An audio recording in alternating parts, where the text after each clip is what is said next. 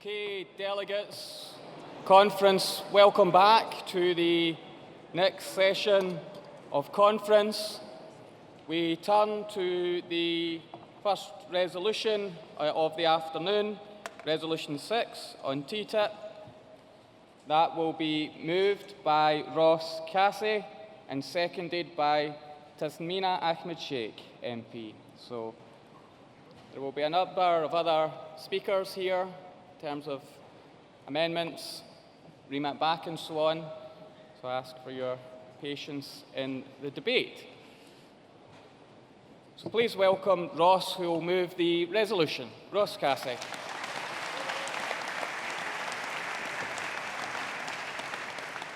Thank you, Convener. Thank you, Conference.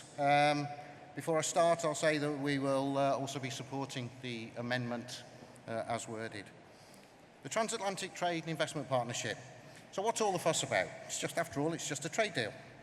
Well, that's what the problem is. We don't know. It's been negotiated in secret by the EU Commission and the US. It's the secrecy that is the worrying factor. There's no scrutiny by us, the electorate. I find those who keep secrets generally have something to hide. This agreement, if allowed to pass as heavily trailed, will have within it the insidious investor-state dispute settlement to assist the faceless multinational corporations bypass our democracy. So we have a deal being negotiated on our behalf that we're being kept in the dark about, and its main purpose will be to maximise access for corporate business to our public services and other business sectors. So let's take a look at these tribunals, the ISDS, that will play a major part in the agreement. These secret tribunals will stack heavily in favour of the multinational corporate bodies chasing the fast buck, will provide the perfect platform for our democracy to be overturned and money taken from our economy to pay for the bill. After all, the UK government will have to pay out when they're sued. Now, the Tories are not against this process. They state with their own woolly words that we need not worry. The UK has never been sued by a multinational before. Well, I'm sure Canada felt exactly the same. Look across the Atlantic to the North American Free Trade Agreement. Canada has now faced many claims because big business sees them as preventing their profit, resulting in billions of dollars of fines. So what were Canada's crimes? Revoking drilling permits, subsidising renewable energy, placing a moratorium on fracking, banning toxic additives in petrol, placing a temporary ban on exporting toxic waste. They don't appear crimes to me. It's the duty of government to protect its citizens. ISDS will be the mechanism to circumvent due democratic process and then change it. As I say, the Canadian government was sued because it banned toxic chemicals being added to its petrol. It was sued successfully, and as a result was forced to change its law. That's not democracy. Multinational corporations do not have a vote. Government make laws based on a mandate from the population, not on how much money you have or how much you want to make. Okay, I see a slight flaw in this. The Tories have no mandate in Scotland.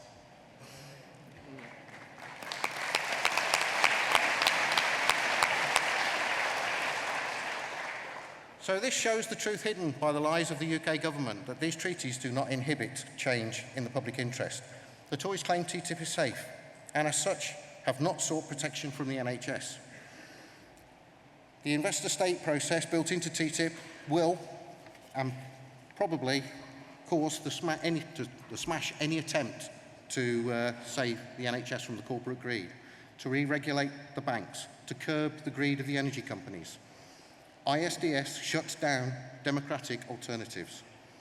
It would eventually end up with the outlawing of our socially just-leaning politics and policies. Now, I'm proud of what I stand for. I represent people, not big fat business.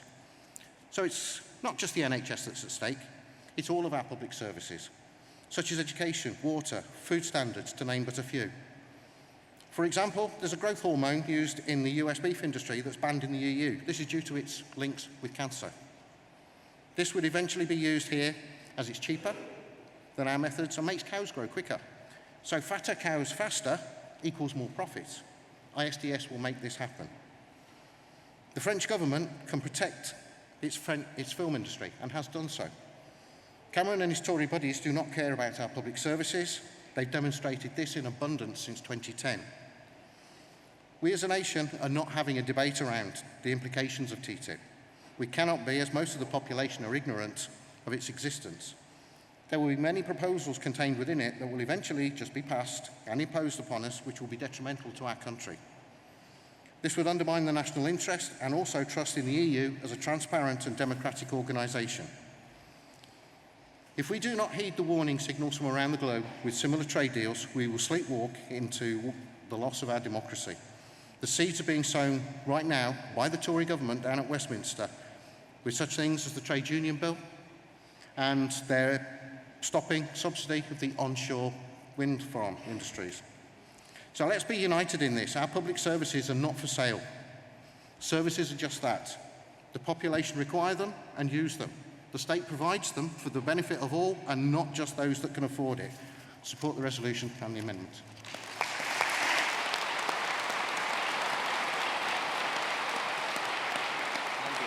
Thank you, Ross. And Tasmina Ahmed Sheikh MP will second the resolution, to be followed by Simon Barrow, who will move the amendment. Tasmina. Thank you, Chair, and good afternoon, Aberdeen. The Scottish Parliament should have full powers to control our nation's future.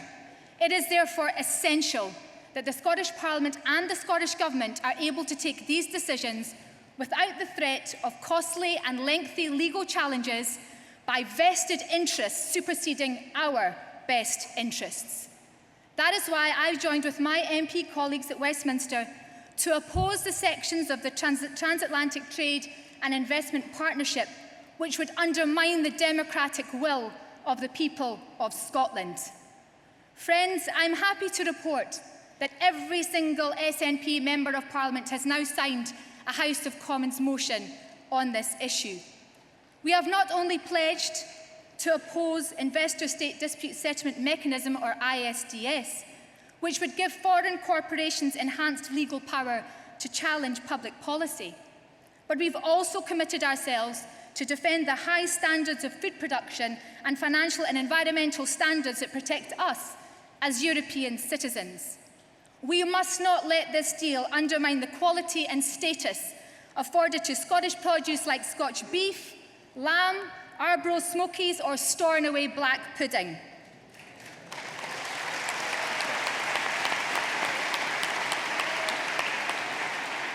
And I'm proud to say that I've tried to play my part in this campaign by bringing forward the only parliamentary debate to be held on this subject since May's election. Scotland's voice is being heard loud and clear at Westminster, and we will keep the pressure on. Because we know that any Tory government would happily put private interests before our public services.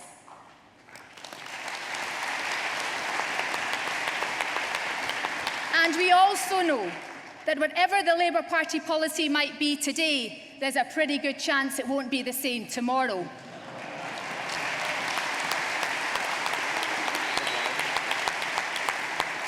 What we do know, friends, is that our NHS, the people's NHS, is safe in the hands of the SNP government here in Scotland. And the best way to combat our concerns is to have a double lock enshrined in the agreement, which explicitly exempts the NHS from the scope of TTIP and respects the Scottish Parliament's devolved responsibilities. When this matter finally comes before Parliament to be ratified, our MPs won't be able to amend the treaty. That is why it is imperative that the Tory government acts now to make the right decisions during the ongoing negotiations. David Cameron must use his veto on this issue. We must keep TTIP out of NHS.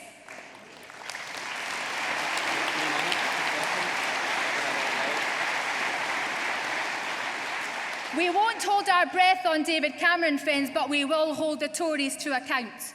I speak in favour of this motion and I urge you all to support it, because Scotland's public services are not for sale.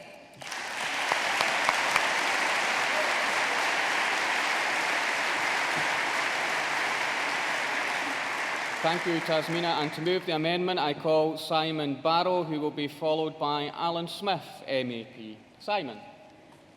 Thank you very much. Conference, we've already heard why this is a very important resolution.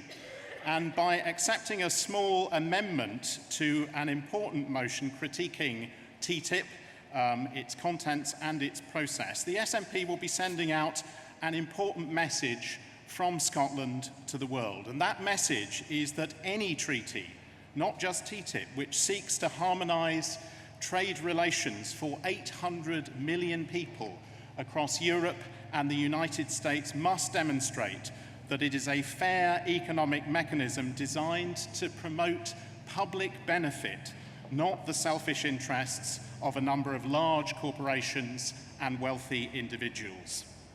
As it stands, this motion, which laudably highlights the lack of transparency and democracy behind the current TTIP negotiations, could benefit from being strengthened in two areas covered by this amendment. First, trade agreements should be about widening economic access, not smuggling in pernicious loopholes to deregulate European safety, labour and environmental and other protections.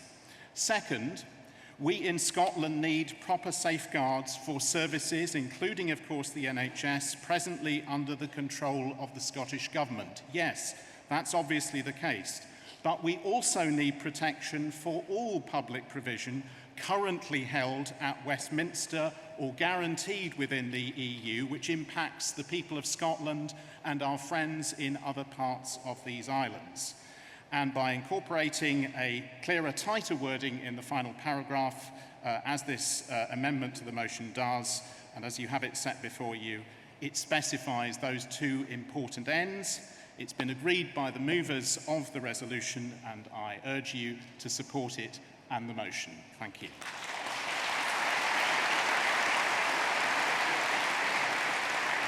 Thank you, Simon. And Alan Smith, MEP, to be followed by Daniel Wiley, who will move the remit back. Alan.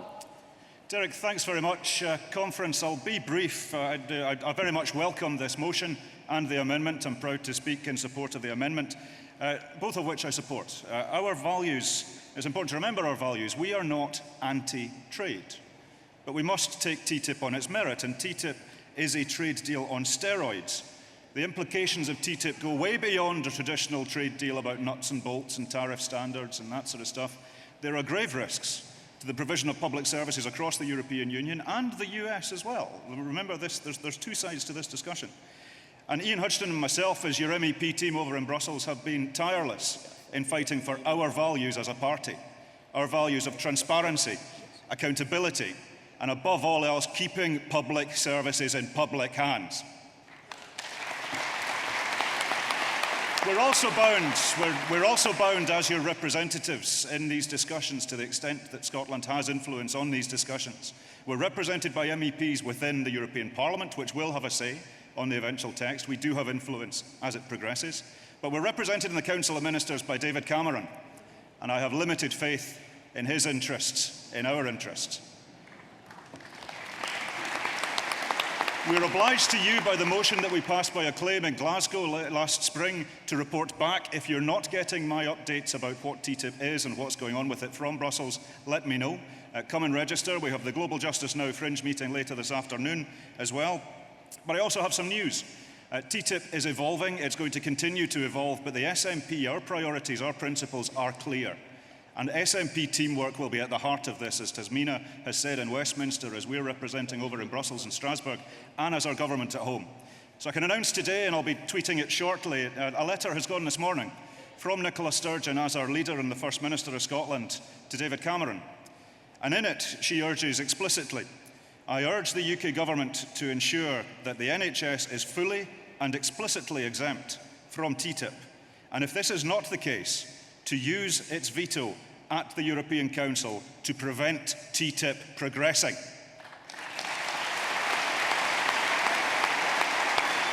Conference, Our values are clear. We respond to the interests of the people of Scotland. We have a market economy, but we are a society and a democracy, and it is those interests that we serve in every council chamber, in every parliament, up and down this country, and indeed in Brussels and Strasbourg as well. We have a duty to the people of Scotland, to Scottish Public Services, and unless TTIP serves those interests, we will not back TTIP. I'm grateful for your support. Thank you.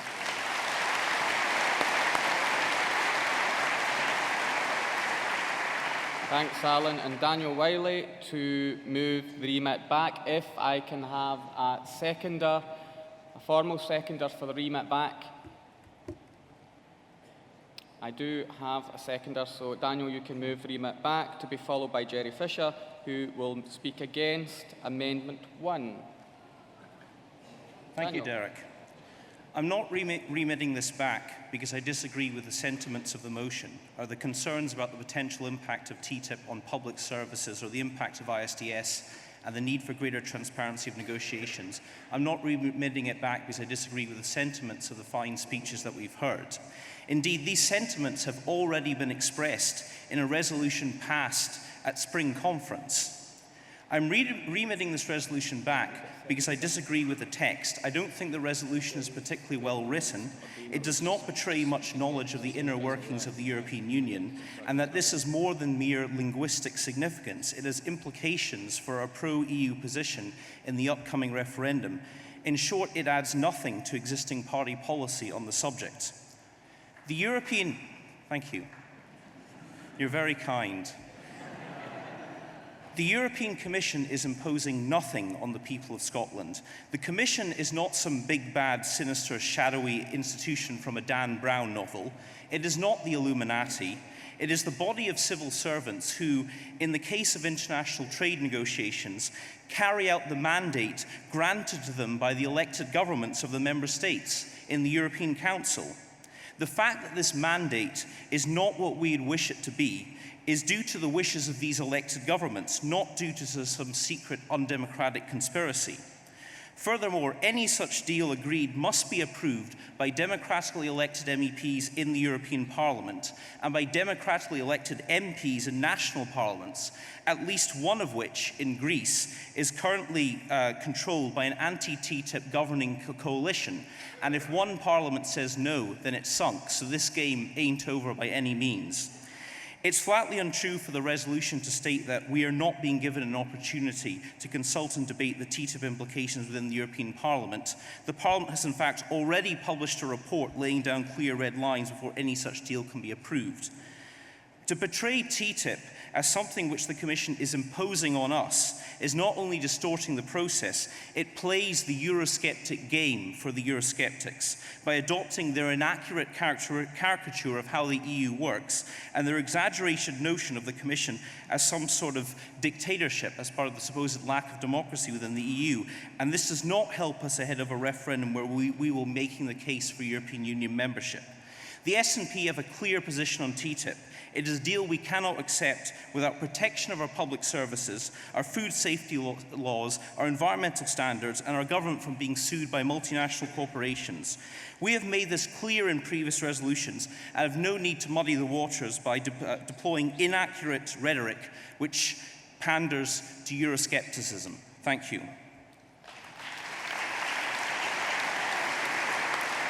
Thank you, Daniel. And Jerry will speak against the amendment, to be followed by Jeff Errol, who will speak in favour of the resolution. Welcome, Jerry.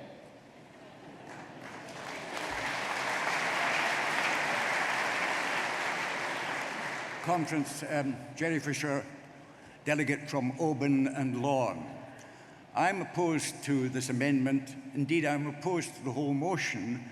I put a remit back into the amendment because I didn't reckon there would be a remit back against the amendment, and if there were two of them, I knew which one the chairman would choose.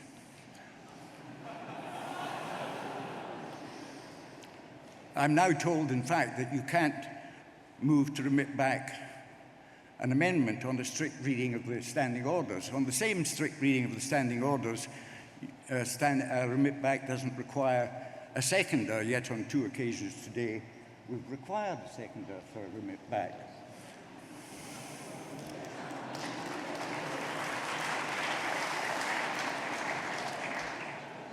I'm opposed to this resolution and this amendment for 3 reasons. One, it concerns the sovereignty of the Scottish people and the sovereignty of the Scottish Parliament. 2, we already have this situation in the Scottish Parliament with respect to CalMac, and we simply accept it. We simply accept that the European Court has the right to rule on whether the government can direct CalMac, which is a public company, like the NHS. And 3, I oppose them because it doesn't say a word about what we'll do if, indeed, when TTIP is brought into power by the European Council doing what the European Commission wants to do. 10 years ago, 15 years ago, 20 years ago, we kept on moving resolutions opposing the common fisheries policy. We don't do that these days. We talk about the reform of the common fisheries policy. It used to be a red line in terms of our relationship with the EU. We now accept it and talk about whether we can make it a bit better. We can reform it. We can deal with the lack of sovereignty which we have over our fishing in the same way as this motion talks about the lack of sovereignty over our National Health Service. But it doesn't say what we'll do if the European Union carry it out.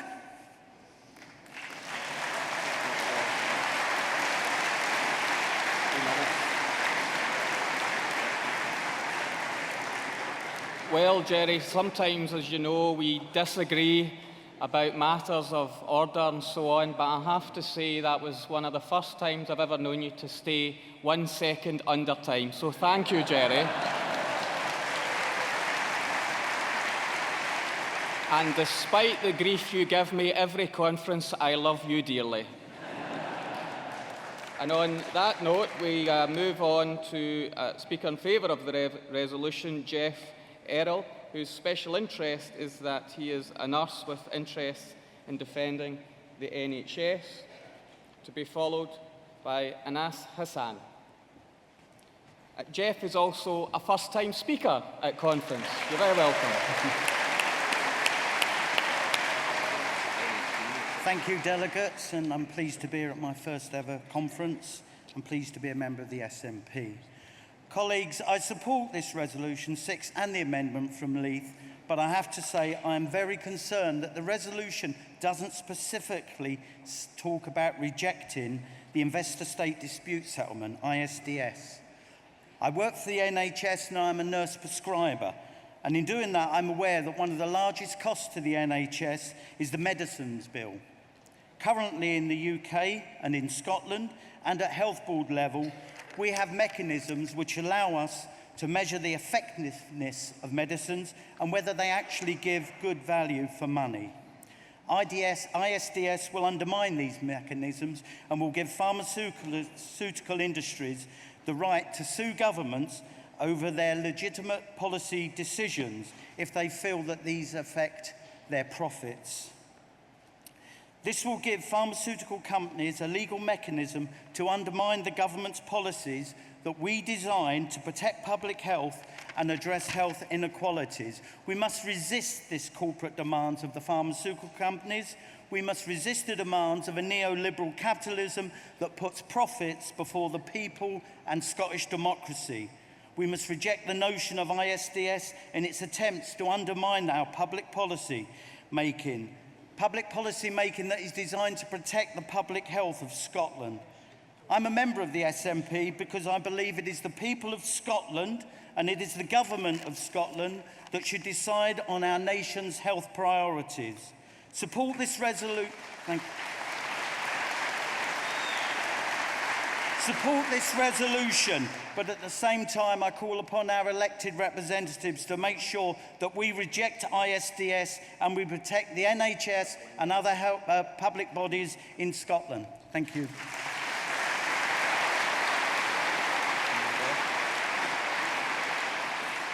Now call Anas Hassan to be followed by Glenn Reynolds. Can I remind all speakers when I call your name to be ready at the bottom of the stairs? And welcome to Anas, who's also another first-time speaker at Party Conference. Thank you. Do you know what? The moment Derek actually announced my name, my heart rate went through the roof. Absolutely went through the roof. Thank you very much, Derek, for the opportunity. Friends, I'm a healthcare professional as well. I work as a pharmacist across the Tayside and Fife area. And I have to say that I'm very proud of my country when it comes to pharmaceutical care. I'm very proud of the fact that, and this is a biased opinion, but I'll state it anyway, Scotland has the greatest community pharmacy contract in the world. And the reason being is because pharmacists have been trusted by our Scottish Government to deliver important healthcare services to actually meet the health needs of our population up and down this nation. For example, we provide smoking cessation services, we provide the gluten-free food service, the minor ailment service, and many more. The real relevance to all this, as far as TTIP is concerned, is that our democratic autonomy as a Scottish Parliament to actually decide on what autonomy healthcare professionals get in order to help their patients is all under threat from TTIP. TTIP is undemocratic. TTIP poses a threat to the autonomy of decisions made about health in our nation. And TTIP does not adhere to the national interest of our country. I have to say that I myself wrote to David Cameron and Francis Maude in terms of actually demanding an exemption for the NHS, not just in Scotland, but across the rest of the United Kingdom, in terms of protecting our NHS from the possible consequences of TTIP. And whilst obviously we do not know what the actual intentions are of body corporates and other businesses that might stand to gain from TTIP, what I do know is that, if anything, our NHS must remain in Scottish hands. Our NHS must, whether it's services delivered through community pharmacies or hospitals or primary care settings, our NHS must stay in Scottish hands. And whilst we have that matter devolved to the Scottish Parliament, at the end of the day, if we have that autonomy compromised in any way, shape or form, then frankly, it's bad news for healthcare professionals, but most importantly, it's bad news for all of us as patients, because we all use and rely on the NHS in Scotland. So folks, I am very proud to support this resolution, and I absolutely do believe that Scotland's NHS should always, today, tomorrow and always, remain in the hands of the Scottish people. Thank you very much. Stand there. Thank you, Anas. Can I just point something out? Can the cameras get this? Go to his feet. That must be the second best pair of shoes at conference, behind only our First Minister. Can the camera get there? Right, that shoe. Off you go. Off you go. Thank you very much. Thank you. See, I drew extra attention to him because when he said I had his heart racing when he called his name, I thought I always had that effect on folk. Glenn Reynolds is our next speaker in favour of the resolution, and Glenn is also a first-time speaker at conference.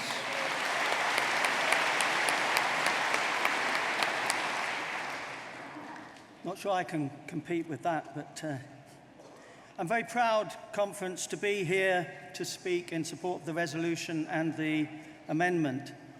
I'm also proud of the fact that I'm a member of the SNP, a relatively new member, just for the last 3 or 4 years. Before that, for my sins, I was a member of the Labour Party, a Labour Party councillor, and a Labour Party parliamentary candidate. And I'm incredibly proud to now be part of a party that opposes illegal wars, austerity, Trident renewal, TTIP.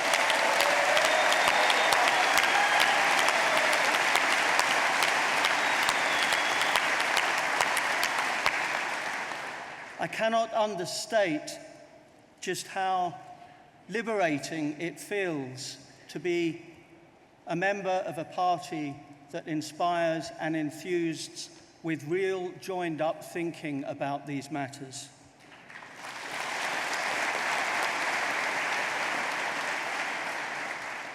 So, Conference, as we know, this resolution is not about being anti-free trade, it's all about a belief in fair trade. There's a very basic human right of natural justice at stake here, because through the judicial process surrounding the arbitration system under TTIP, the UK government is recklessly abandoning the principle of equality before the law. Because there's one simple, basic truth here that's often missed in all the rhetoric. One massive elephant in the room. TTIP aims to set up a separate judicial system exclusively for the use of corporations, and that's wrong. While the rest of us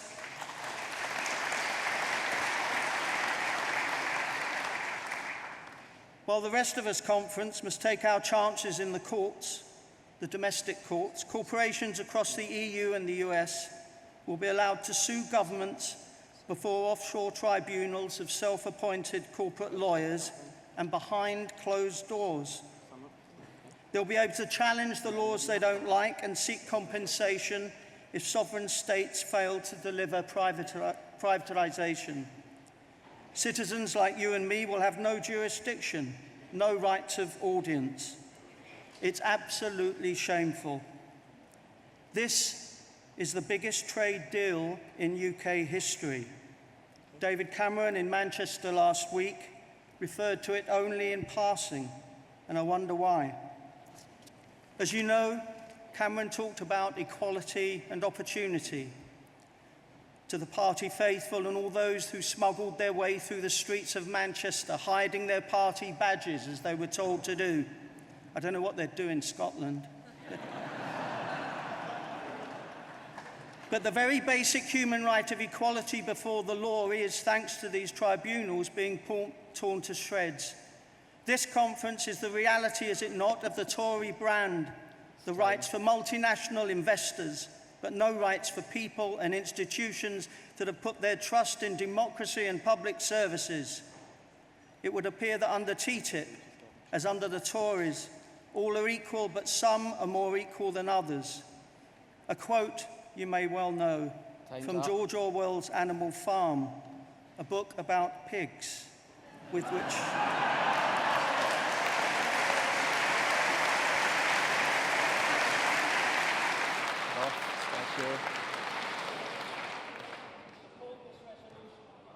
No, I'm sorry. Sorry. I think that was your final line, support the resolution. Thank you.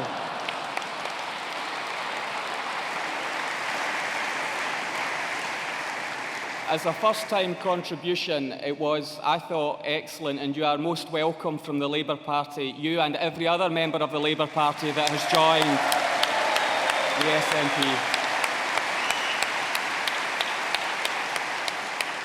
So those who wish to sum up, please come forward. Simon, Daniel and Ross. And I'll take the summing up from the amendment first of all. Simon. So the other movers come forward to the stairs. Simon, first of all, sum up. Briefly, please. I mean, just from the point of view of the amendment, what I'd like to stress to the attempt to remit this is that far from being a Eurosceptic resolution, this is actually about preserving both the sovereignty of people in Scotland, but also the enormous gains that we've made in labour protection, in environmental protection, and in health and safety protection through Europe. So I'd urge you to support both the motion and also the amendment.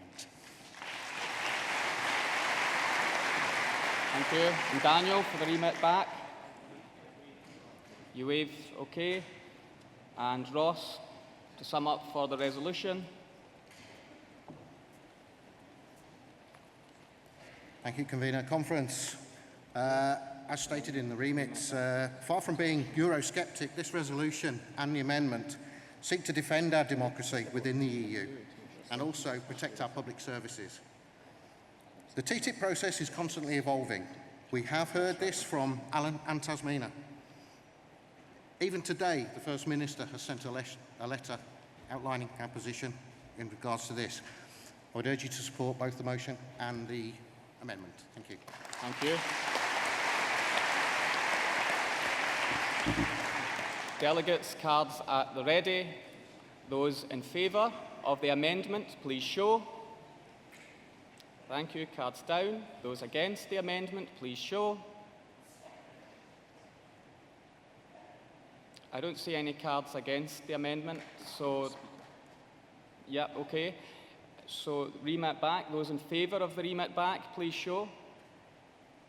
Cards down. Those against the remit back, please show. Cards down. The remit back falls. Now I'll take the resolution as amended. So those in favour of the resolution, please show. Thank you. Cards down. Those against the resolution as amended, please show. One card, so the resolution is passed overwhelmingly.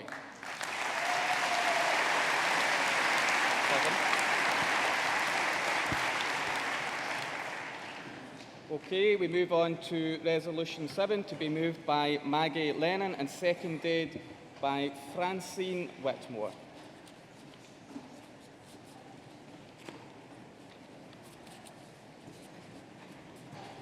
Welcome, Maggie. Delegates, on behalf of Glasgow Shettleston, I am delighted and honoured to propose a motion to you today in the life of the next Parliament to reduce the number of women in our prisons in Scotland. When the Cabinet Secretary for Justice, Michael Matheson, put a stop to the women's so-called super prison in Greenock, campaigners of women's justice around the world took notice. When he said that he wanted Scotland to have the most progressive criminal justice system in Europe, Europe took notice. And while we should applaud that vision, it is my proposal today that for women, this vision and these changes are too long in coming. 17 years ago, at the height of the suicides at Cornton Vale, when only 200 women were in prison in Scotland, an important report suggested that that number should be cut in half. In 17 years, delegates, it has doubled to 400. For every 100,000 women in Scotland, we lock up 7.1. That's one of the highest ratios in Western Europe. In Sweden, it's only 3.4, but much closer to home and in a country much more similar to Scotland and Sweden, it's 2.7, and that's the Republic of Ireland. It's clear it can be done. And I make no apology for championing the reform to criminal justice for women specifically in this motion, because the very nature of women's offending is so different from men, that it means the impact of imprisonment on women is much greater, the impact on families much more destructive, and the impact on communities much more devastating. And when a system isn't working, it makes sense to start the reform with the group that is most unequal in that system, and that, delegates, is women. 80% of women are in prison for less than 6 months, and only 2%, 8 women, are in prison for serious crime. A third of women in prison at any one time are on remand, and most of them don't receive a custodial sentence. Yet still the police, the prosecution service and the judiciary is confining women to prison for short periods which are designed to do nothing else but remove them from their support networks and their families. The criminal justice system is a blunt instrument to tackle the issues of exclusion, poverty and vulnerability. It is not the place to deal with vulnerable people who have been let down by other people and the system.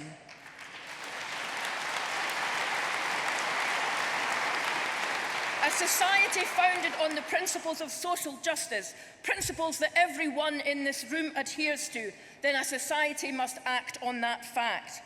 And with respect to the Cabinet Secretary for Justice, the answer to stopping Greenock is not building a suite of small prisons across the country, because when it comes to criminal justice, Minister, if you build it, they will fill it. The answer is simply to turn off the tap now, to remove prison as an option for most women who offend. It's adopting a presumption of diversion and alternative disposal as set out in the Angelini report. But the good news is the way is clear. We should start with a presumption of short sentences, not of 3 months, not of 6 months, but of 12 months. Allied to that, we should adopt a progressive structural change in our courts, which says that no case tried under summary procedure, that is, with a 12-month tariff or below and not heard in front of a jury, that none of these cases should be able to have a custodial sentence or remand. This would not only take over 80% of women out of the system, it would force the police, the prosecution service and the judiciary to find alternative disposals and to promote diversion. We must introduce a proper impact assessment before a custodial sentence. We must ensure that no woman be incarcerated because of a failure of health or social provision to meet her needs for housing or health care, including drug and alcohol treatment. And we must demand a resource transfer. It costs between £50,000 and £75,000 to prosecute, imprison and return a woman to society after a short sentence. How much better to use that money to resource the 16 pilot community justice centres and projects recently evaluated in Scotland that prove that they work. They stop women from reoffending, they tackle the underlying causes of offending, and they ultimately divert women from offending in the first place. We treat male prisoners, young offenders in this country, in a whole system process, and their figures have been falling by more than half in 8 years. Why can't we? Why aren't we doing the same for women? Why empty halls at Pullman and not in Cornton Vale? It's time we ask, ladies and gentlemen, I'm running out of time, it's time we asked what our prisons are for.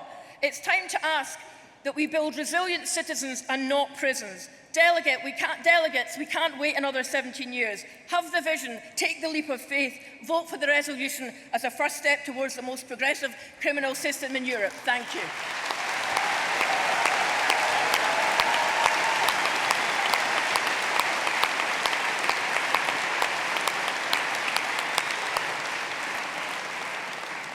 Thank you very much, Maggie. And Francine Whitmore will second, to be followed by Christine Graham, MSP. Oh, Francine's a first-time speaker at conference. Thank you. Thank you, delegates. As indicated, I'm here today to second this resolution on reducing the number of women prisoners population in Scotland. And it's a great pleasure, I might say, to follow Maggie, my branch colleague at Glasgow Shettleston branch. Delegates, we know about the economic cost of female incarceration, not only the financial cost to the taxpayer, but there's a huge, unnecessary and disproportionate cost to families when a mum gets put in jail. Women prisoners are far more likely than male prisoners to be primary carers for children. 6 out of 10 women prisoners have an average of 2 dependent children each. 1/5 of women prisoners are single parents on imprisonment. And fewer than 1 in 10 children with mums in prison are looked after by their fathers during her absence. This is not good enough, delegates. Tragically, only around 5% of these children are able to remain in their own homes while their mother is in custody. The rest end up being cared for by grannies, by families, or sadly, in the care system. Delegates, these children and young people pay a heavy price, perhaps the heaviest price, for having a mother caught up in the criminal justice system. The adverse effects include separation, stigma, loss of home and community support. The consequences are far-reaching in terms of the children's mental health, their well-being, their educational attainment, and their life chances. Delegates, despite long-standing commitments over years to reduce the number of women prisoners, and despite years of evidence on the efficacy and benefit of alternatives to prison for women serving short sentences, we know that Scotland still has one of the highest women's prison populations in Europe. Too many of our women are still being jailed or placed on remand. When alternative disposals are available which much better address the multiple and complex needs of many women offenders, and crucially, that address the adverse effects on women, prisoners, children and families. These issues are neither new nor intractable. As long ago as 1908, Emelina Pankhurst was calling for reform of the justice system for women. It is now time to acknowledge that for all but a handful of the most serious women offenders, there is no cure in imprisonment for most women offenders. Instead, leadership is required to influence and accelerate the reform agenda. At every step of the justice system, from arrest to remand to sentencing and disposals, and for women offenders, we need now to acknowledge and welcome the change that's already happening.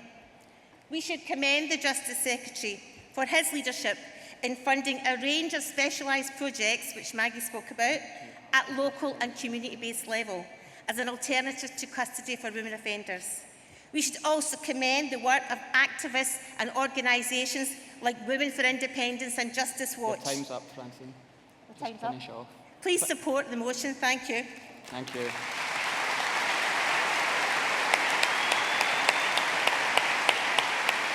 Thank you, Francine. And Christine will be aware that not only am I keeping to time, I have a new device, Christine, like the presiding officer, and I know you will keep to the 3 minutes. Please welcome Christine Graham, MSP, with her lovely shoes. I wish I hadn't started. I think you're going to regret that. We'll all be doing it.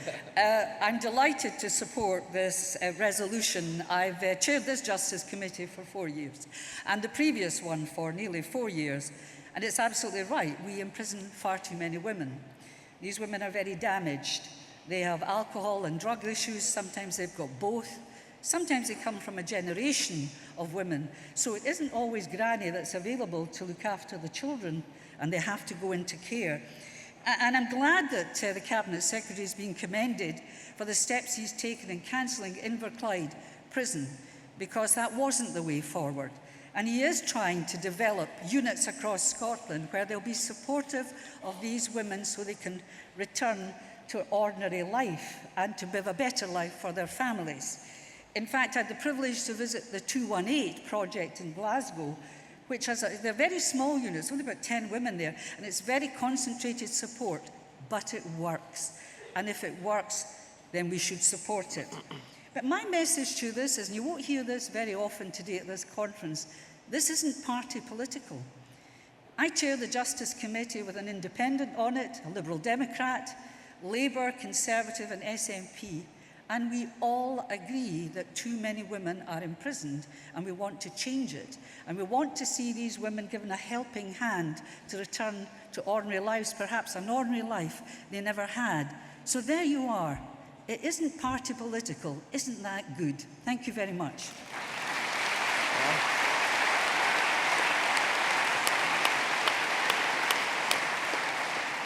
I think this is about my 10th conference. I should have got this device years ago. Thanks for keeping to time. Can I call then a couple of other speakers, and these will be the final speakers, Councillor Eleanor Whitham, who's also a first-time speaker, and then finally Roderick Campbell, MSP, who's on the Justice Committee. So, Councillor Eleanor Whitham. Welcome, Eleanor, who's a first-time speaker at conference.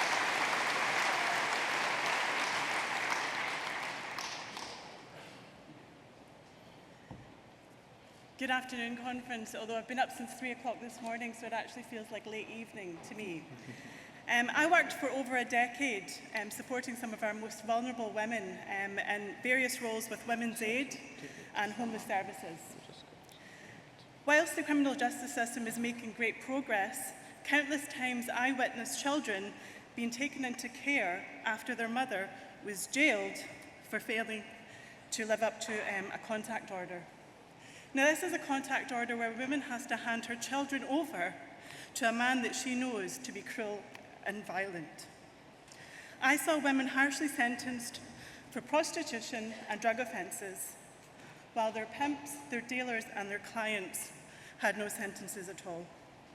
I repeatedly witnessed female shoplifters hit with bigger sentences than their male counterparts. Conference, it was plain to see that the courts often take an overzealous approach with female offenders that neither helps nor seeks to rehabilitate. The economic and social impact of unnecessary imprisonment of women is monumental, and we've heard that. I urge Conference to back this resolution. If we are to seek the fairer Scotland that we seek to create, we must address firstly the circumstances that lead to female offending, and secondly, we must strive to find forward-thinking, fair, community-based sentences that massively reduce the number of female prisoners in Scotland. Thank you.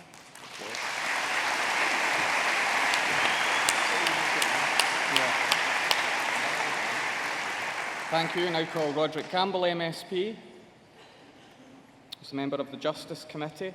And I'll actually take one further speaker because we have time. Rosemary Hunter, please stand by. Thank you, Derek. Conference, Scotland has the wrong kind of record of women prisoners, as we have heard. Scotland's female prison population doubled between 2002 and 2012. And as of this month, there are 303 adult women sentenced and in prison, with 72 on remand. We should, of course, recognise the wake-up call of the Angelini Commission on Women Offenders. She identified Cornton Vale as not fit for purpose. She highlighted the poor mental health of women offenders, drug usage, and the higher lifetime incidences of trauma, including severe and repeated physical and sexual victimisation suffered by so many. But we ought to acknowledge that we have a government that listens.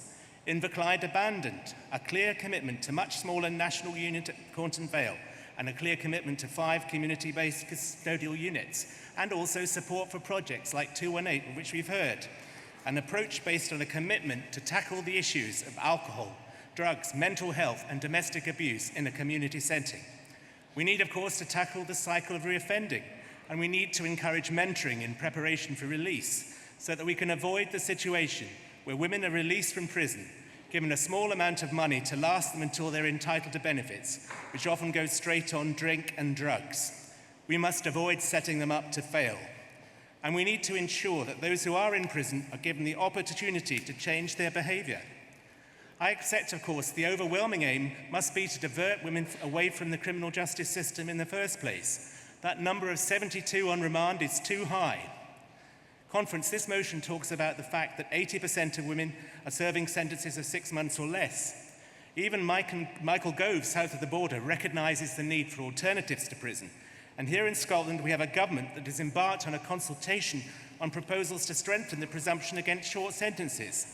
A consultation that is open until the 16th of December, and I would encourage all those with an interest to participate. Short-term prison sentences disrupt. They disrupt families and communities. They adversely affect employment opportunities and cause houses to be lost, with little time available to offer rehabilitation, and for little benefit apart from a perceived need to punish. Yet 60% of offenders in prison for 3 months or less are reconvicted within a year.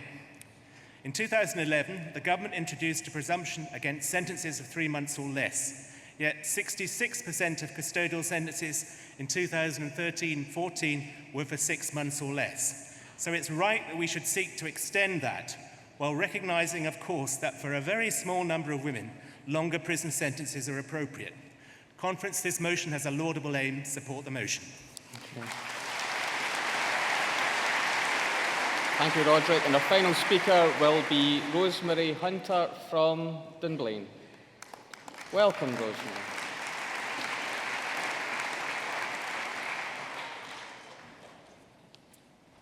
Well, the roller coaster of putting your card in and think you're off the hook and then you're back up. Thank you very much, Conference, and I would like to discuss, as part of this motion, the economic case for reform. The objective of this motion is not only to reduce the numbers of women in prison, but also to put measures in place to ensure there is less reoffending. This combination offers social benefits to the women and their families, but also to the public purse. When we're weighing up the costs of imprisonment, we need to look at both direct and indirect costs and compare these between prison sentences and other methods of punishment or indeed support. The most recent figures from the Scottish Prison Service calculated that the average cost for a prisoner place was around £34,000 per annum. However, Professor Alex Spencer has since reported to Parliament that the total cost to the taxpayer for all Scottish prison service operations and expenditure is nearer £52,000 per annum. So for the average 6 months women sentenced, the cost is £26,000. However, it doesn't really stop here. We have to factor in police and court time and social work interventions. Then there are the indirect costs, many of which will lead to additional costs in society further down the line. The separation of mothers from their children. These children are often moved from their family homes into foster care and sometimes have to change school, all the while with the stigma of having a parent in prison and the prejudices that that brings. These same children are statistically more likely to end up in the criminal justice system themselves later in life. Another cost to society and the public purse, self-perpetuating the problem. The women in prison themselves invariably have poorer outcomes in relation to alcohol, drug or mental health problems. And many women become homeless because they've lost their house having gone into prison, and then we have to spend money to get them rehoused. All this contrasting with the costs via diversion and other support mechanisms, which have shown some great results over the last few years. The Willow Project and Just Us are typical of early intervention and diversion programmes that support women. They cost around £5,000 per annum, 5 times cheaper than the cost of sending a woman to prison. Women engaged in these projects are not only less likely to reoffend, but have much greater success in gaining employment or going into further education. So these projects are also bringing greater rehabilitation success. So whether we agree that keeping women out of prison is a good idea from a social justice perspective or not, it certainly makes economic sense. Elish Angelini at the Justice Committee meeting on the 1st of September this year questioned, and I quote, "If we could in some form of fantasy land transfer all the money from prison to education, nurseries and support for families, we could probably shut down most prisons." That's time. I would like to see us spend as little as possible on criminal justice and as much on positive intervention. Please, Conference, I ask you to support the motion. Thank you. Thank you.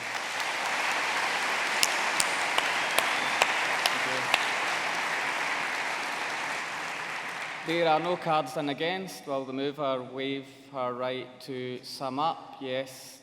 Yep. Can I ask then, Conference, is the resolution passed by acclaim? It is, thank you.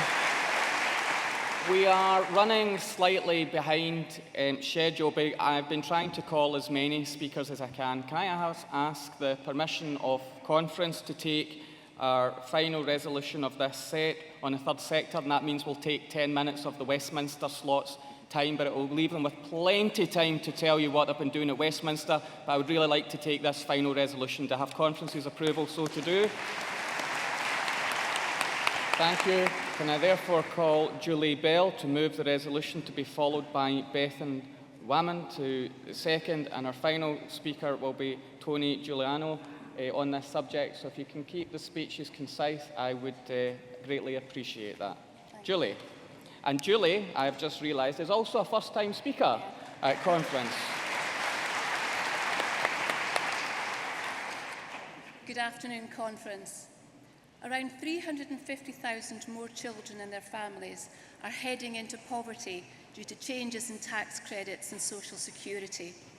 Suicide is already more than 3 times higher in the most deprived tenth of our population, and money worries are becoming increasingly significant for people who are thinking about suicide. Just this week, new research from IPPR Scotland confirms that Osborne's summer budget will hit the poorest hardest yet again. The gap between the haves and the have-nots widens. Therefore, it never ceases to amaze me that in a society deeply impacted by austerity, people can still find it within themselves to reach out to those in even greater need with compassion and generosity. These days, donating soup to a local food bank or a cosy sweater to a refugee is both a simple act of human kindness and a monumental act of rebellion against a heartless, shameless Tory government.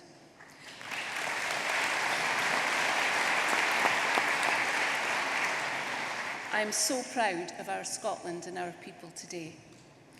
NHS Tayside's Director of Public Health, Dr Drew Walker, stated in his annual report this year that we need to see a fairer distribution of the wealth of our nation, that there needs to be a resource shift now. If there's not, the NHS and its partners will face an unsustainable challenge to deliver high-quality services to an increasing number of people living in poverty and disadvantage. These partners include the third sector and the grassroots response to despair and need that has sprung up as Westminster prosecutes its relentless programme of austerity. This programme, let's be clear, is very deliberate social engineering.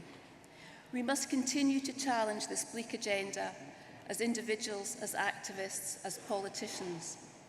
In punitive times, it's critical that we keep volunteering voluntary, not as a way to earn or deserve social security.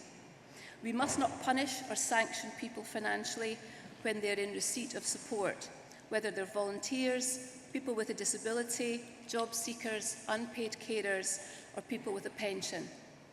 We're therefore delighted that the Scottish Government will scrap the 84-day rule, a prime example of the appetite to maximise new powers when they arrive. As austerity bites, local authority and NHS budgets are squeezed, causing an unsustainable impact on our third sector, our communities and our economy. In Angus alone, we have 28,500 adult volunteers. If we were to pay them for the work they do, that would cost in the region of £32 million.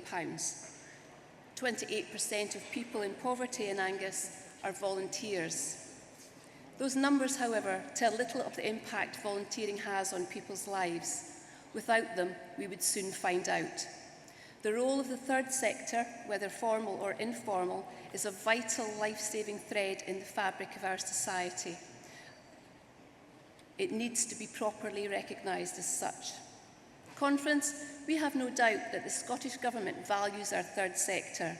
It seems sensible to us that the strategic recognition of volunteers is lived out in reality, that relationships and positive attitudes between local authorities, the NHS, communities and the third sector are strengthened at this time, not weakened. If we aim for genuine success in delivering on community empowerment and radical land reform, this sector will engage more and more with local communities.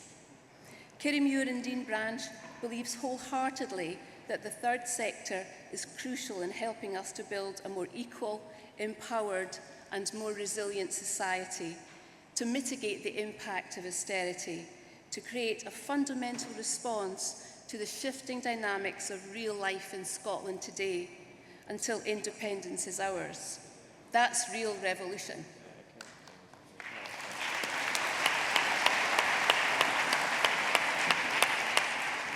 We can co-create a tangible, loud and authentic opposition to austerity, and it's already in our gift. It's kindness and humanity. Let us live as if we already possess that for which we strive. Conference, I move this resolution today. Thank you. Thank you.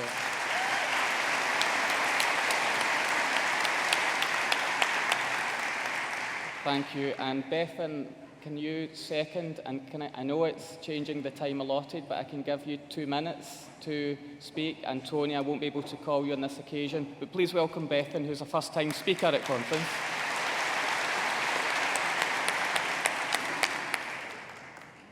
As a 17-year-old and party member, my empowerment grew through being supported to become a volunteer, and I'm now a Saltire ambassador. What inspired me in my political journey was the experience of being involved in Voluntary Action Angus and the fantastic work that they do. If we want a fairer Scotland and believe in empowerment, we need to accept then that our party needs to invest in the third sector interface network and Voluntary Action Scotland. This is where relationships and determination to achieve social justice are born in movements of change. Funding local authorities and national voluntary organisations to do the work of local third sector is not a shame, it is a disgrace. It takes away the opportunities and jobs for the people who have walked barefoot through inequalities. Voluntary Action Angus employs 22 staff, 12 are under 25 and many left school before the age of 15. Some have overcome heroin abuse, mental health and significant intimidation and prejudice. If our party believes in empowerment and social justice, then we need to accept then that much of this happens out with the shadow of the state. Therefore, I ask Conference to invest in local, be brave and give others the opportunity I had through Voluntary Action Angus. This is indeed about creating a Scotland that actively cares, growing opportunities, redefining Scottish society and combating poverty and power deprivation like never before. I urge you to support this resolution. Thank you for your time.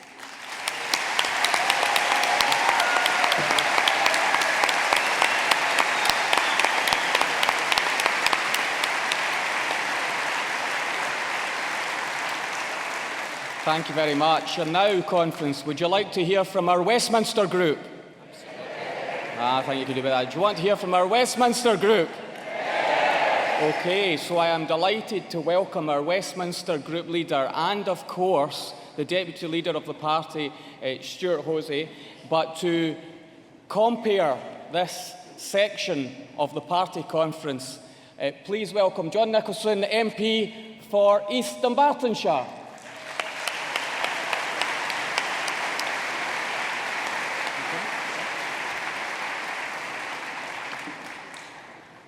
Hello, conference delegates. It's like the panto, isn't it? Hello, conference delegates. I'm John Nicholson, the Westminster spokesman for Culture, Media and Sport. I'm the MP for East Dunbartonshire, which until May was a Lib Dem seat.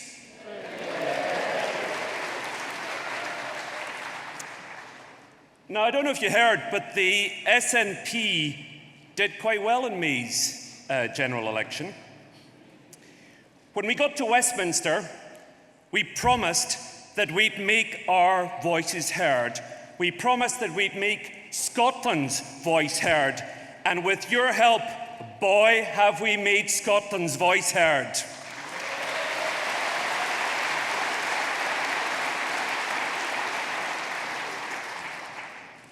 Now, I don't know if any of you look at the papers, but we attracted a bit of press attention right at the beginning. The tartan hordes descending on Westminster on Gale Force 1. Never mind the fact that some of us flew from Aberdeen, some from Inverness, some from Stornoway. But we thought this would be a good opportunity to tell you what exactly we've been up to. Now, we struggled a bit when we first arrived at Westminster. We struggled to get seats allocated. Some of us had to sit on Dennis Skinner's knee. But we soon got to work. I have to tell you that some of the Tories were a bit surprised to discover that we spoke English. One Tory cabinet minister said, "There's a lot more Scots than there used to be." But of course, there aren't more Scots. There's exactly the same number. We just turn up to the Commons, we vote, we support one another, and we work as hard as we possibly can for our constituents.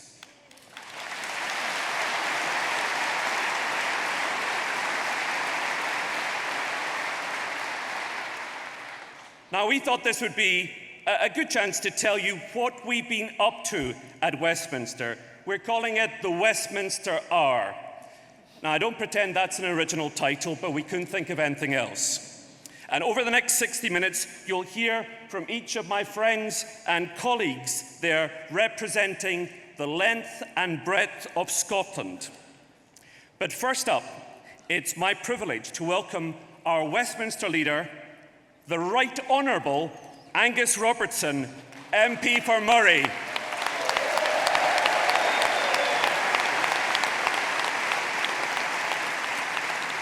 John, thank you very much. May I begin with a huge thank you to all of you, delegates, SNP members, long-standing campaigners. Thank you so much for the part that you played in the most successful Westminster election campaign in the history of the Scottish National Party. Please give yourself a round of applause. Without your efforts, without your campaigning, without your canvassing, without your leafleting, without your enthusiasm, bottle stalls, etc., we would not be in the fortunate position to represent almost every single Scottish constituency. What an amazing success to win almost every single seat in the country. Who can forget the election results coming in on the evening of the UK general election? It felt pretty good watching those SNP results come in from across the country, didn't it? Amongst the first Scottish results to come in was from Kirkcaldy and Cowdenbeath.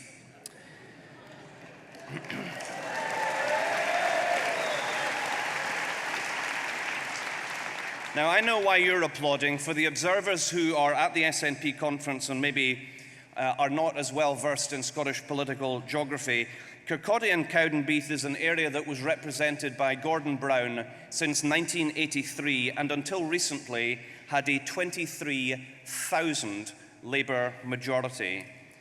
Now, we knew that the SNP was going to have a great night when Roger Mullen secured a swing of almost 35% and won the seat for the SNP with a majority of nearly 10,000 votes.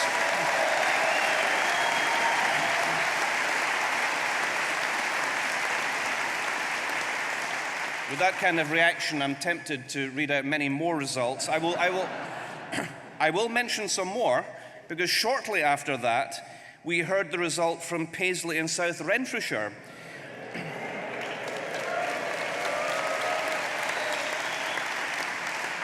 Now, that of course, was a seat which had been held by the Shadow Foreign Secretary and the man who was actually leading the Labour Party's UK general election campaign. And he lost that seat to a 27% swing to the SNP. What had previously been a 16,000 Labour majority became a 5,684 SNP majority, and Mary Black was returned as the youngest MP since the Reform Act of 1832. Now, by this stage, it was a bit of a blur, wasn't it? Because it was SNP gain, SNP gain, SNP. But one caught my particular attention, and that was Berwickshire, Roxburgh, and Selkirk. And the reason why that seat caught my attention was when I was a kid and was quite interested in politics and was looking at election results, that was the seat in Scotland that had the lowest level of SNP support. And in this recent UK general election, the SNP went from 4th place to 1st and defeated the Lib Dem, who had until quite recently been the Secretary of State for Scotland. And Callum Kerr was elected as the SNP Member of Parliament for Berwickshire, Roxburgh and Selkirk.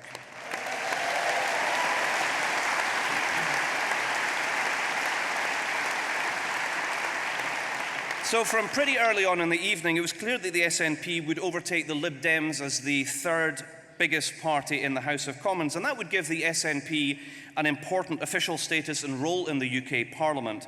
These rights and responsibilities include guaranteed major speaking roles in all debates, in all statements, representation on all committees, guaranteeing that we can make Scotland's voice heard.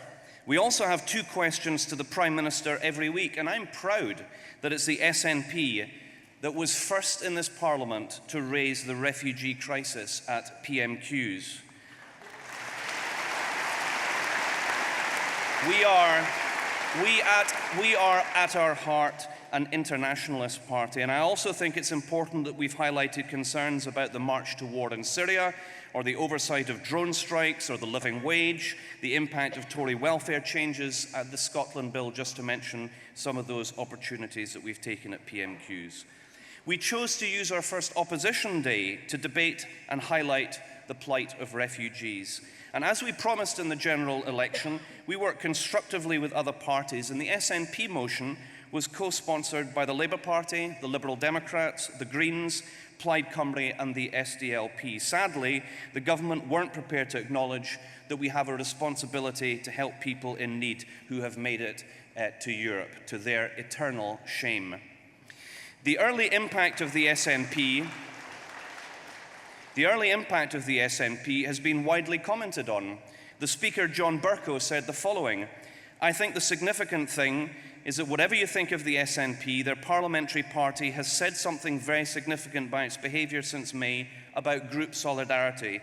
They turn up in large numbers, they turn up very regularly, they turn up to support each other, and a lot of them are already proving to be very good parliamentarians. It's not for me to support the SNP or oppose the SNP, and I wouldn't dream of doing so, but I'm simply saying respect where it's due." And I think that's well earned.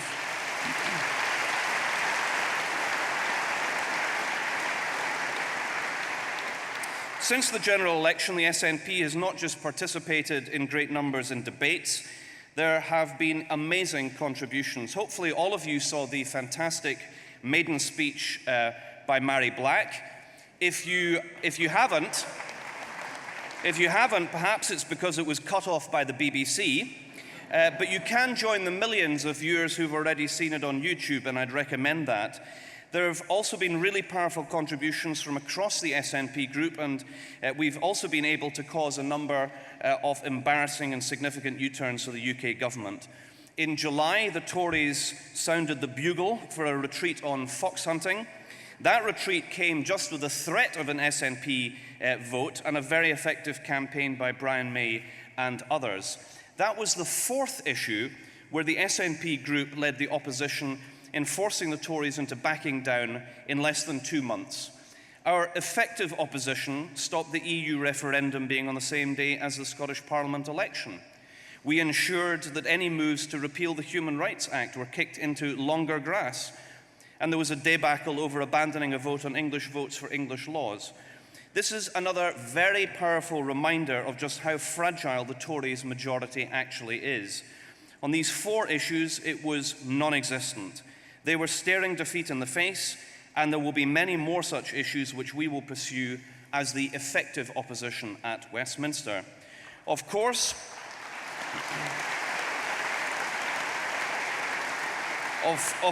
it's not just been about forcing Tory U-turns. We've started helping Labour U-turns too. Now, many people, many of us in the SNP, have wanted to wish Jeremy Corbyn well in pursuing a progressive political agenda. England needs progressive politics.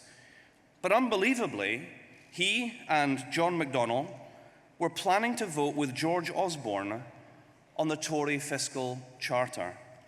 As they have themselves acknowledged, the SNP in the Scottish dimension played an important role in forcing a change in their plans, and last night, many, but not all, Labour MPs voted with the SNP. That was a welcome change of heart. Can I just say to Jeremy Corbyn, though, that one U-turn that he cannot consider is ditching his principled career-long opposition to Trident.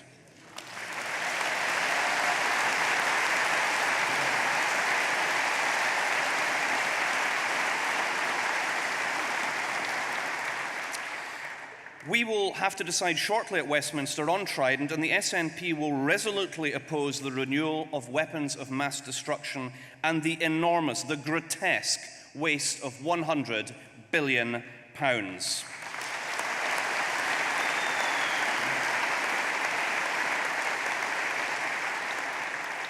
As we know, Labour weren't prepared to have a specific debate on Trident at their conference. I'm proud that the SNP will debate that here at our conference. I'm also happy to help Jeremy Corbyn. We will ensure that there is an early debate and a vote at Westminster aimed at opposing Trident renewal. And hopefully Jeremy will join the SNP in the lobbies, as he has often done in the past in opposing Trident, although I'm not holding my breath that he can bring his colleagues in the Parliamentary Labour Party with him. Trident renewal is just one of the big issues we will be dealing with in the months ahead. We've been busy in many other subject areas besides. On the economy, Stuart Hosey and colleagues on the SNP economy team will continue to press the alternative to the austerity agenda. As in last night's debate on the fiscal charter, it was Stuart who spoke for the effective opposition, while John McDonnell from Labour fell flat, having been exposed for wanting to vote with the Tories only 2 weeks ago. And still with the economy, we're indebted to the new chairman of the Energy and Climate Change Select Committee, Angus Brendan McNeill. It's great to have an SNP colleague chairing such an important committee on subjects that really matter here in the energy capital of the country and across Scotland. On social justice, Ailey Whiteford and colleagues in the SNP social justice team have been the effective opposition to the Tories on their damaging welfare changes. Not just in the chamber, but also in committee. It is SNP members who've been participating throughout. Our Justice and Home Affairs team, ably led by Joanna Cherry, has been defending human rights and opposing the Tory obsession with repealing the Human Rights Act.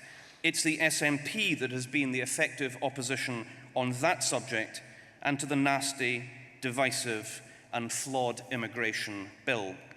Former First Minister Alex Salmond and colleagues on the SNP Foreign Affairs and Europe team have been harrying the government on their EU referendum plans and highlighting shortcomings in the UK response to the humanitarian crisis affecting so many refugees who have made it to Europe. On Scotland and the Constitution, we have an excellent policy team, including Pete Wishart, who is now chairing the Scottish Affairs Select Committee, altogether a better chairman of the Scottish Affairs Select Committee, I think, than his predecessor.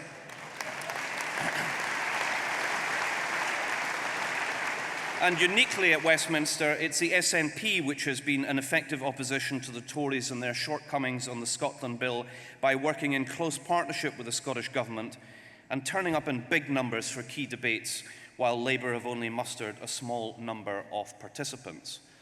Our defence team is led by Brendan O'Hara, and they have been speaking up for conventional defence and service personnel and service families. They've been speaking up against Trident.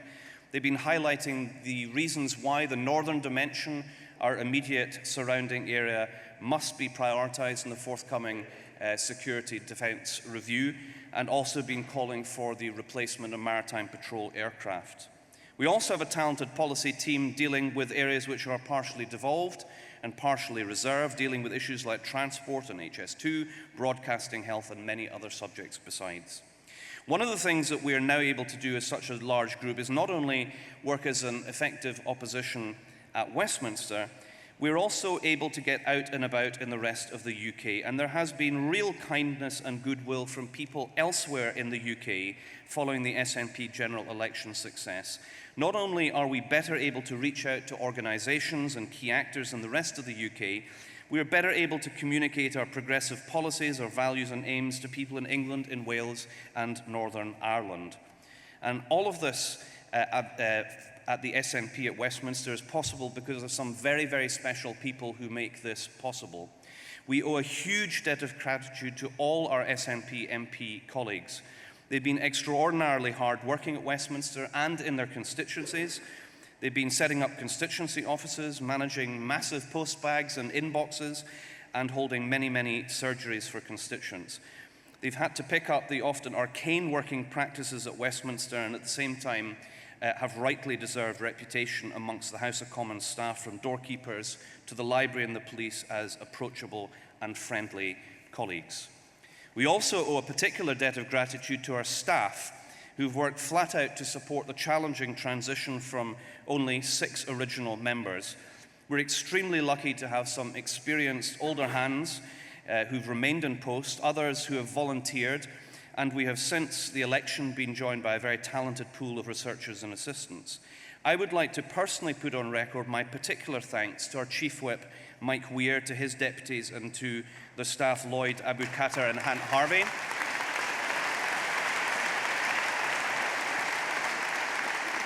No other political party has had to manage a similar transition going up from 6 to over 50 members, and without a point of contact giving guidance about parliamentary business and process, it would be impossible to function as the effective opposition. So to Mike and colleagues, a huge thank you. We in the Westminster SNP group will work hard to remain the effective opposition to the Tories throughout this term, but we also want to work hard to ensure that the SNP remains the effective government for Scotland after the Scottish Parliament elections next year. We will work hard with you, fellow delegates and SNP members, to ensure that Nicola Sturgeon is elected as First Minister and the SNP is returned for a historic third term. Today there's a poll that shows that the SNP is 30 points ahead of the Labour Party in Scotland. Now,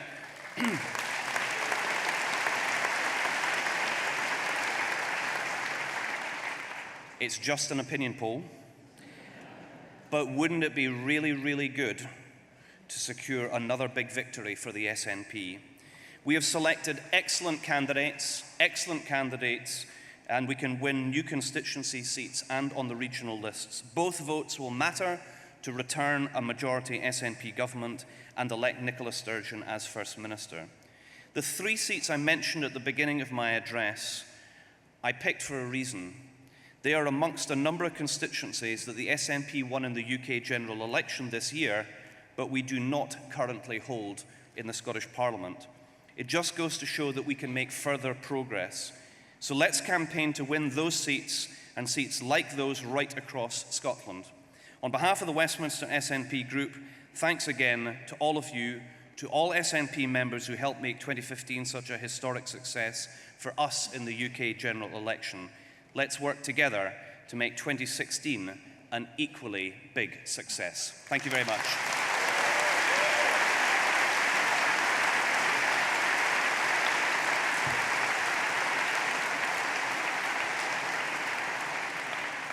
And ladies and gentlemen, I think I speak for all my Westminster colleagues when we say what an extraordinary job Angus has done guiding our group. We really appreciate it.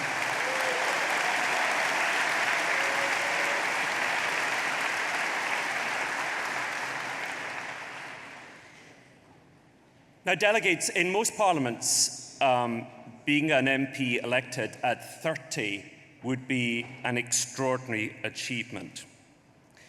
But when Mary Black and Stuart Donaldson are sitting beside you, it makes you positively middle-aged. And thus it is that it's my great pleasure to call our next speaker, Callum McCaig. Now, I think everybody here in Aberdeen knows Callum pretty well. He represents Aberdeen South, and he speaks for energy and climate change at Westminster. Callum.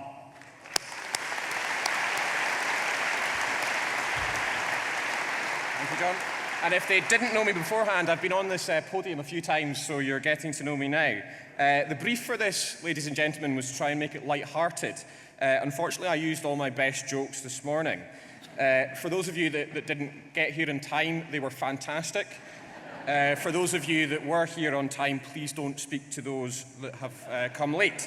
But unfortunately, that is the best that we get. I was described in an article, as John mentioned, being somewhat young, but as a greybeard. I did once attempt to grow a beard and failed miserably, so it was a little bit novel to be called that.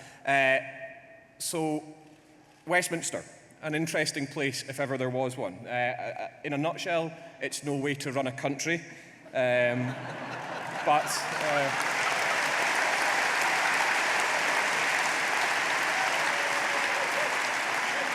we muddle on.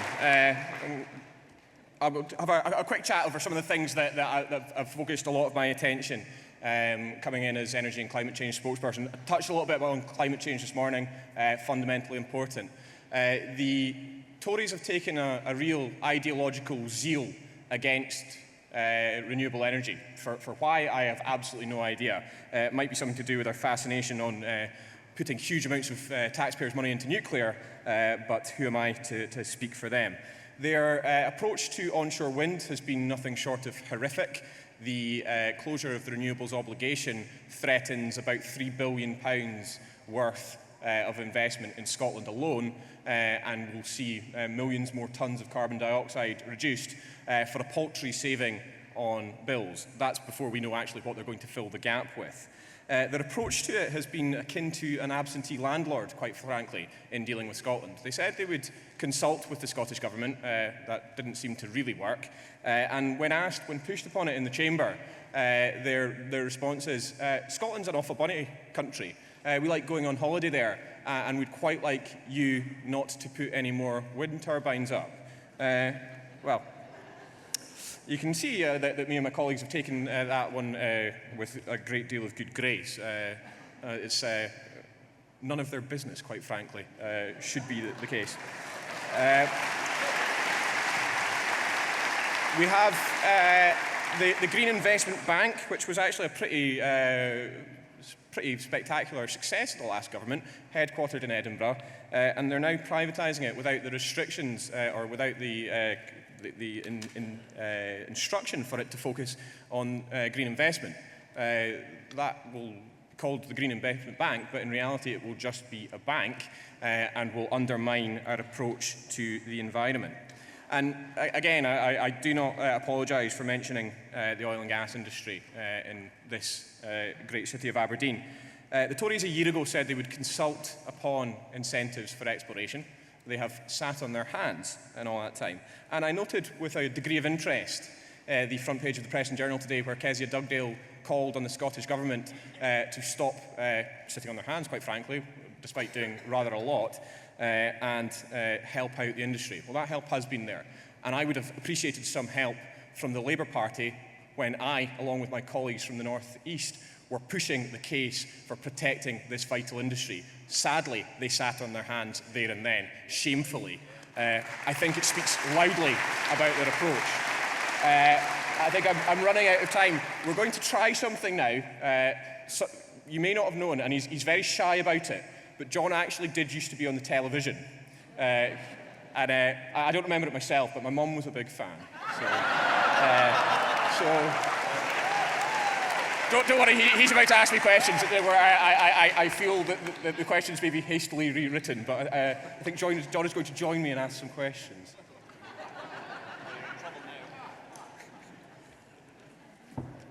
The impertinence of youth. Well, semi-youth in his case. I think what most people would like to know is, what was the biggest and most interesting thing about making the transition between working here in Aberdeen, running the council here in Aberdeen, and then moving to Westminster? You said it's no way to run a country. Tell us what the differences are. Well, one's a city, obviously, and the other's a parliament. But what, in terms of the everyday differences in your work? Well, I think if you ask most Aberdonians about the council, they'd say it's no way to run a city at this moment in time. But the biggest difference is the range of issues, the number of people. What's been quite surprising is actually, whilst there are some really quite sharp folk on all sides, there are some folk who, in the Westminster Chamber, I'd be ashamed to have them on my council group, quite frankly, when I was there. There's some folk who you do question yourself, how did you become an MP? Thankfully, there are none of them in our group, I don't think. It just takes so long to vote, doesn't it? It's an absolute a long farce, yeah. time to vote. You find yourself spending an hour voting 3 times. I know queuing's a British tradition, but that's just it's a farce. Callum, thank you very much indeed. Thank you, John.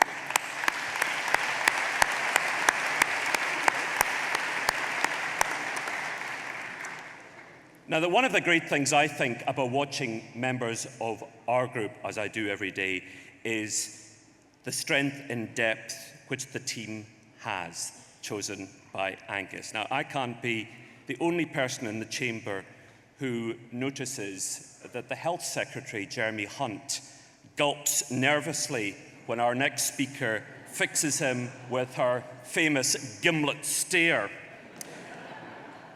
She left her post as one of Scotland's leading cancer specialists when elected to Central Ayrshire. She's our amazing shadow health spokesperson, Dr. Philippa Whitford.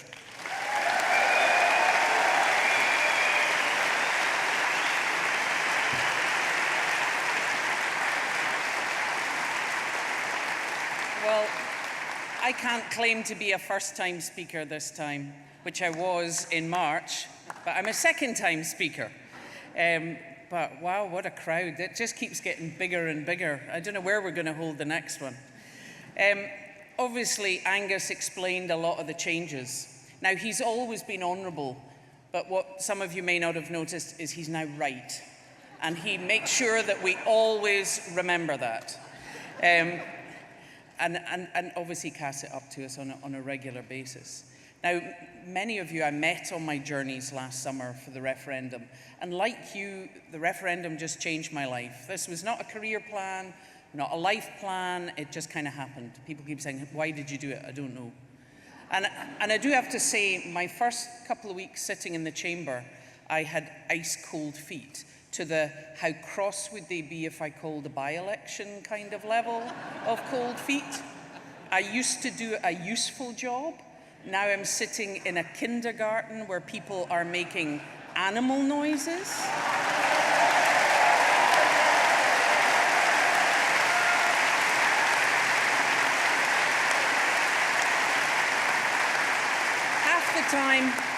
Half the time, you've got a minister speaking, you've got a speaker or a deputy speaker in the chair, and it's like primary 3 where the teacher went out. The racket is incredible. I don't know if you see that in the telly. So yes, I would say for the first few weeks, I was definitely a bit scared and a bit unsure. But once we started to really get to work, you realized, as has been commented before, that we have brought a lot of knowledge, a lot of talent about a lot of subjects down there. And believe me, they notice. That's one thing you won't see in the television, is that actually people from all over the House come and speak to you about speeches or pieces of work.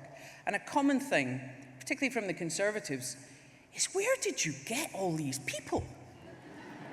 Because, to be honest, whatever you want to talk about, we've got one. You know, teachers, STUC, charity, oil and gas, council, we've got one. And I would pay tribute to Angus and Mike Weir, who interviewed all of us. Some of us they already knew, because we're a bit loud and gobby and obvious last year. Some of us less so. And we are in briefs that play to our strengths, and that's very unusual. Our friend Jeremy Hunt may quake when we have to meet, particularly in Health Select. If you watched the last time, he was almost choking. I did say that my Hippocratic oath would mean I would have to save him.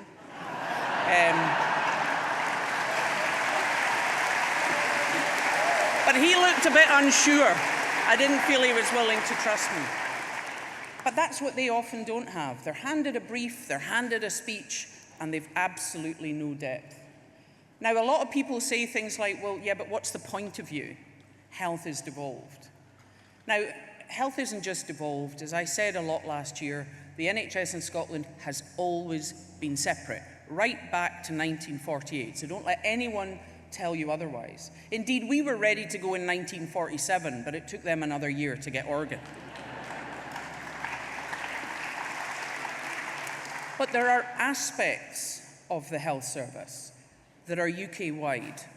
Our regulation under the GMC, particularly things like our training of junior doctors. And I'm sure any of you who are on Twitter or any of you who are paying attention will see how unhappy the junior doctors are across England, particularly. Our junior doctors were out in George Square a week ago, and actually, I joined them. Not very junior, but they let me join them. Very sweet.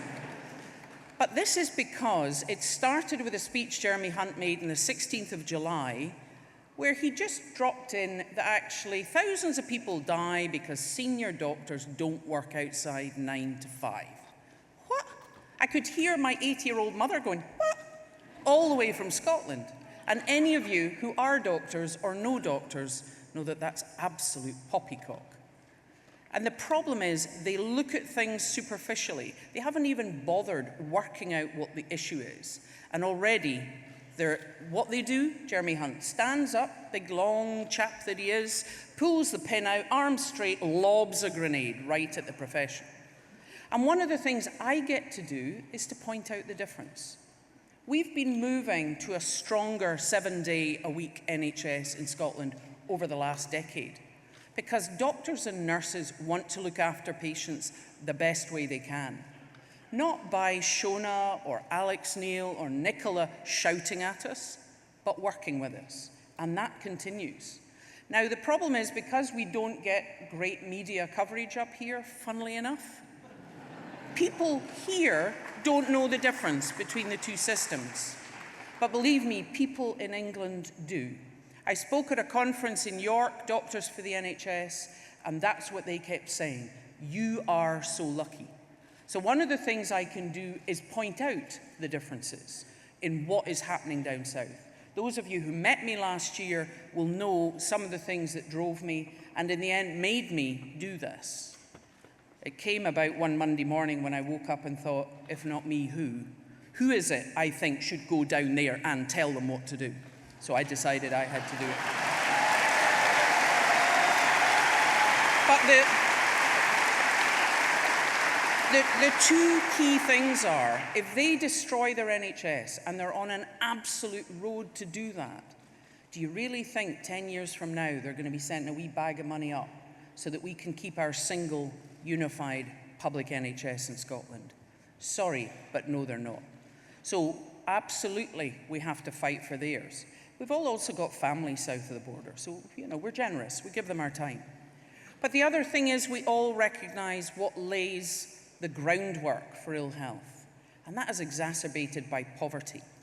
We have been fighting the welfare cuts and welfare changes as hard as we can. We took part in a Westminster Hall debate yesterday on the changes. The opposition side, Labour, people from Northern Ireland, ourselves, on the other side of the chamber, the minister who has to come, and not one single Tory backbencher. Not one to even argue for them.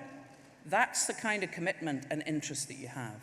So, as was said earlier, we're certainly making Scotland's voice heard. They may not be listening, but we're making ourselves heard. But other people around in England are. And they see what's going on up here, and they're looking at us with envy.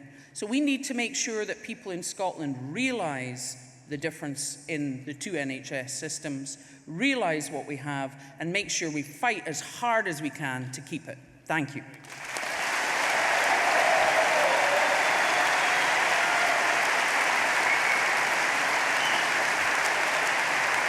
I wonder what's coming now.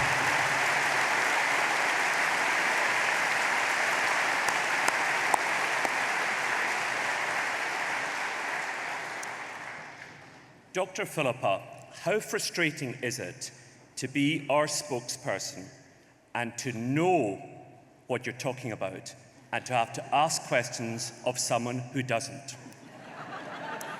Well, I'm beginning to get the hang of how it works, which is that we stand up, we try and ask a very sharp, pithy, informed question, which they don't answer.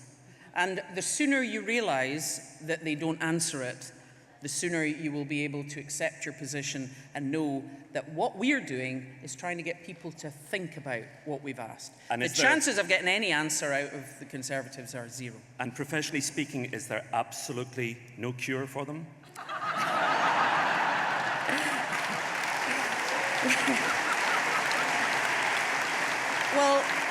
Well, I think the cure would be for them to actually open their eyes, look at what they're doing.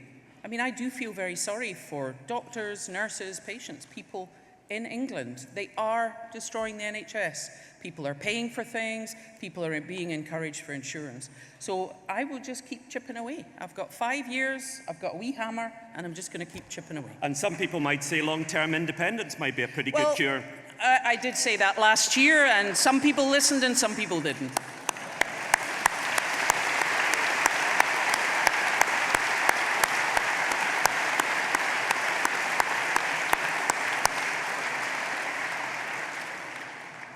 Now, she's a QC and one of Scotland's leading advocates. She shadows Michael Gove, the Lord Chancellor.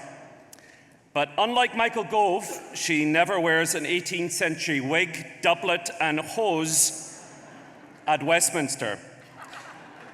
our MP for Edinburgh South West, our very own Joanna Cherry.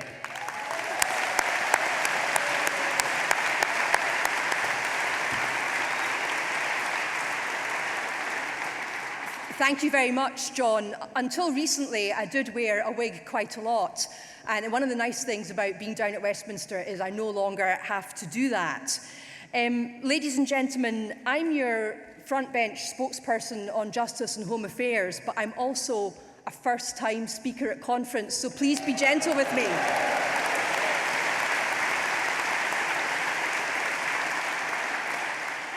I'm afraid until the referendum came along, I was the original armchair nationalist.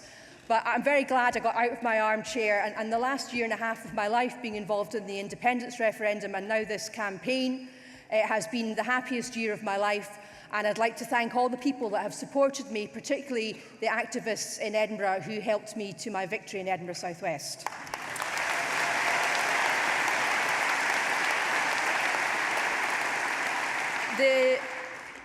I just have to remind you that my predecessor was Alistair Darling. And actually, as you all know, I'm a member of the Faculty of Advocates, and for many, many years, since the 1950s, Edinburgh South West has always been represented by a member of the Faculty of Advocates. But what I like to say is it was previously represented by Junior Council, but it's now back in the rightful hands of being represented by Senior Council.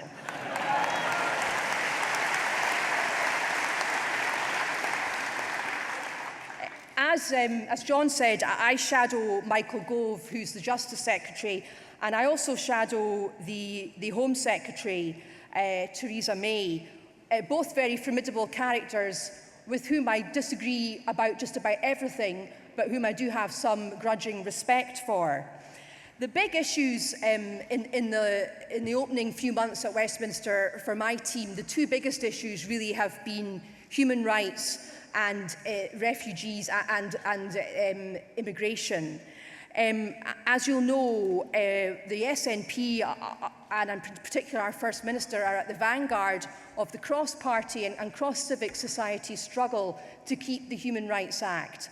And down in Westminster, I and my team of other MPs who work with me, we are very much trying to reach out to people in all other parties who want to keep the Human Rights Act, and also to organisations like Amnesty and Liberty, who frankly are absolutely delighted to see the SNP at Westminster because we are a voice that advocates for human rights and civil liberties.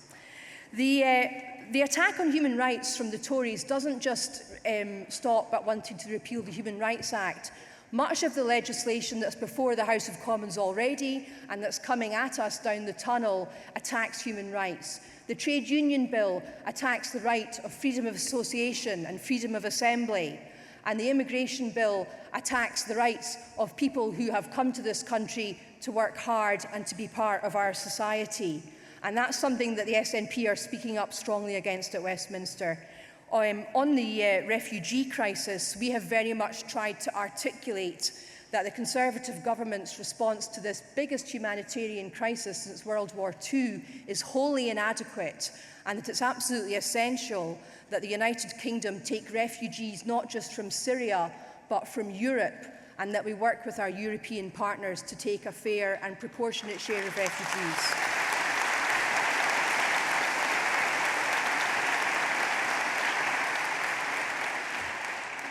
I think we have had some successes, as Angus alluded to. Some behind-the-scenes work meant that the Tories didn't actually put in the Queen's speech that they were going to introduce a bill to repeal the Human Rights Act, but there is going to be a consultation on the possibility of doing so soon.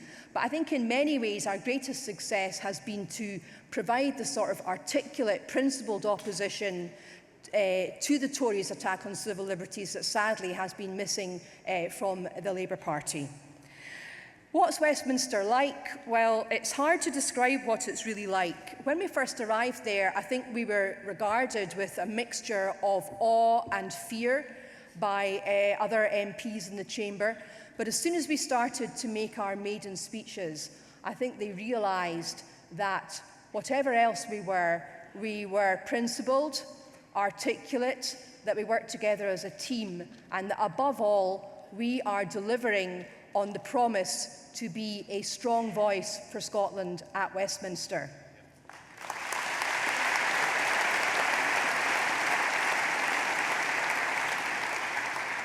A Tory MP said to me, "It's amazing since you jocks got here, you're like a breath of fresh air."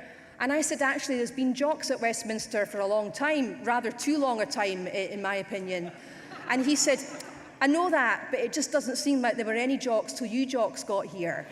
And despite the use of the phrase jocks, which I don't really like at all, I know what he means, and I think we really are delivering on that promise. If we ever don't deliver on it, then hold us to it, but we will do our very best to deliver on it. Thank you.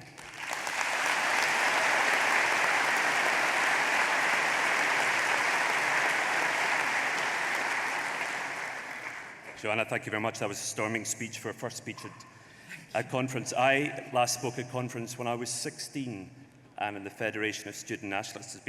It's been a long 10 years. Joanne, that was too loud a laugh, really. The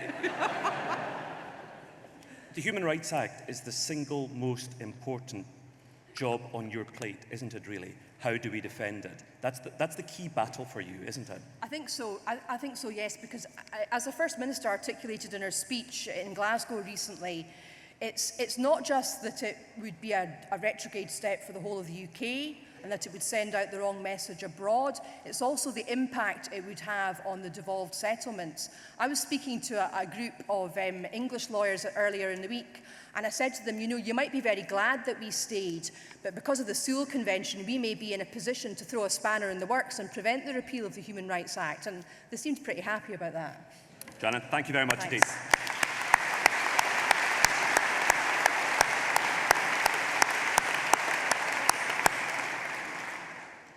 Now, delegates, every time I speak to the next speaker, I learn something new and fascinating about her. She's done an extraordinary number of things in her life. She's been a businesswoman, she's been a lawyer, she's been an actress, and now, of course, she's the MP for Ochil and South Perthshire. She's also our Deputy Shadow Leader of the House, Tasmina Ahmed Sheikh.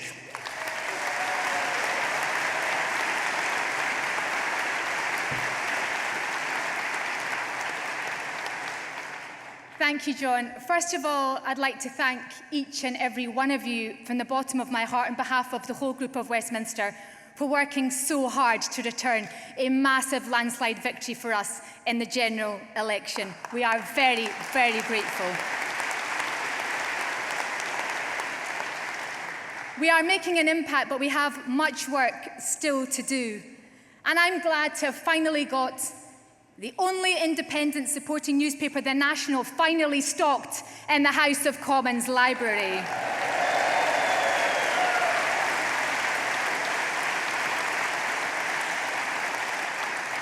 And on that note, I'd like to thank Richard Walker, the outgoing editor of the Sunday Herald and The National, for taking the principled decision to make those papers the first independent supporting newspapers in Scotland. Thank you, Richard.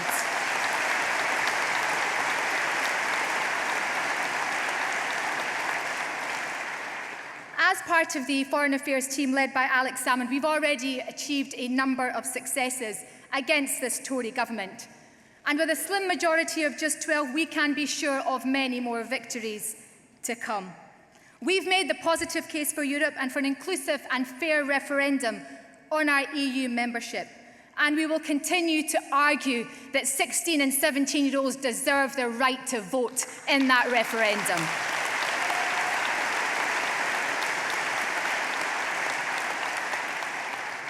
With the support of Labour and some Tory MPs, we've also made the government back down on their plans to politicise the civil service during the campaign period.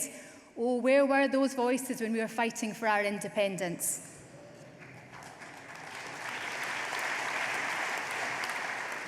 And we're leading the cause for a humanitarian foreign policy, to view those fleeing the ongoing conflict in Syria as human beings, not numbers on a page. When I visited the Nizip refugee camp on the border of Turkey and Syria, I was asked by the refugees there to remember them and their stories, to make sure that the world knows that what they want more than anything else is an end to the conflict and to be able to return home. They are not economic migrants. This is not a migrant crisis. This is a refugee crisis, and the SNP will not let them down.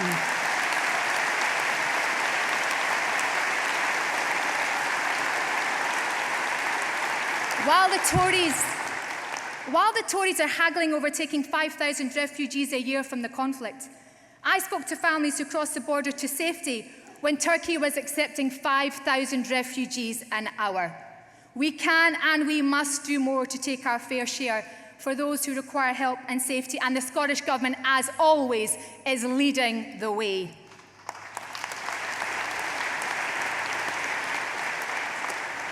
Friends, we've made a great impact in a number of areas, and it is great to see such a high proportion of women in the SNP group at Westminster. And it's fantastic to look forward to next year's Scottish Parliament elections with an even more balanced range of candidates representing every part of Scotland. I'm delighted, and we should be proud, that 42% of our constituency candidates are women and 45% of our list candidates are women. Thank you to our First Minister leading the way and encouraging women to reach for their dreams.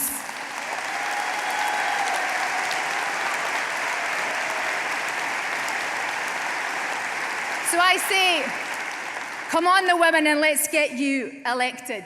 And we will continue to work for a better deal for women and families in Scotland, as we also work to bring the House of Commons into the 21st century. And you have no idea how lucky you are that you can clap. We can't yet.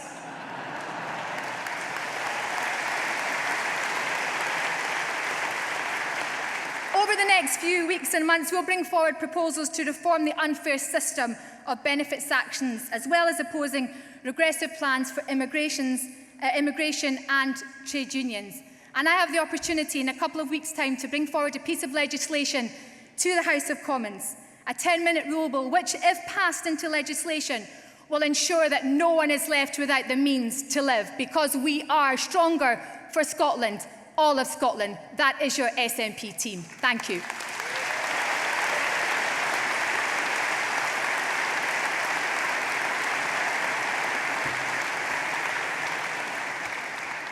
I thought I wasn't going to get the chance to ask you anything there, Tasmina. Tasmina, one of the proudest boasts a lot of people think about our parliamentary group is the way it reflects Scotland as a whole. More women than ever before. We're the gayest parliamentary group of any party in the world, which has now made Westminster the gayest parliament in the world. So that's you and I covered. That's you and me covered, so no hope for us, Tasmina. Why do you think that's happened? What is it about the SNP that attracts such a broad spectrum of Scottish society? It is because we are an inclusive party. We believe in equality for all, and no one says that my equality as a member of the BME community is more important, John, than yours as a member of the LGBTI community. Now, I will say that I am the first Black, Asian, minority ethnic woman ever elected to any parliament from Scotland, in Europe, and indeed at Westminster, and it's all thanks to our First Minister, Nicola. Thank you.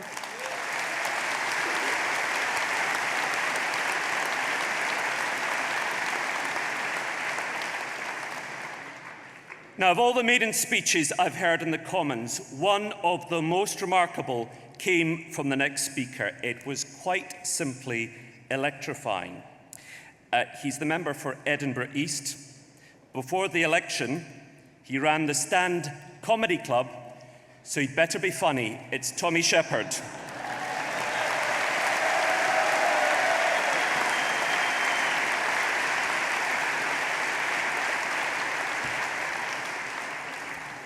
Thank you, John. I actually spent 15 years hiring other people to make jokes because I was pretty bad at it myself. So, I'm, for my sins, the spokesperson for the Cabinet Office at Westminster. Now, if you're not sure what the Cabinet Office actually does, don't worry, because the people running it aren't that sure either. It is, in truth, a little bit of everything and nothing, and it gives you the opportunity to have a fairly broad sweep about the affairs of what happens in Westminster. So I wanted not to make a rant or a rabble-rousing call here today. I just wanted to share with you my top 10 most ridiculous aspects of the Palace of Westminster that I have discovered so far in the 4 months that I've been there. Coming in at number 10 is the fact that we're not allowed to call each other by name in the chamber. Many of us have got into trouble for slipping out the name of someone we know who's been engaged in debate, only to be reprimanded and to be told that it has to be the right honourable gentleman for whatever shire town they represent, and you can never remember them anyway, or the honourable gentleman if they haven't been a member of the Privy Council, and since you don't know who's a member of what, it's very hard to distinguish between them. But we press on. The second, coming in at number 9, most ridiculous thing, would be the fact that the whole layout of the chamber is designed to be adversarial rather than consensual, with two sides facing each other. And those of you who study this on the television, you will see that there is actually a line in front of the front bench on the carpet of each side, which I'm told is 2 sword lengths apart in order that people don't get too aggressive with each other. And if you step over that line, you are chastised and you are in breach of the rule. This, I believe, is where the phrase "towing the line" came from for those that are interested in political history. My 8th most ridiculous thing is the fact that by deliberate planning, the chamber of the House of Commons was designed so that at maximum it could only seat half of the elected people who were there to take part in the debates. That just seems to me to be fundamentally contemptuous of the whole idea of people in this country being represented in a chamber.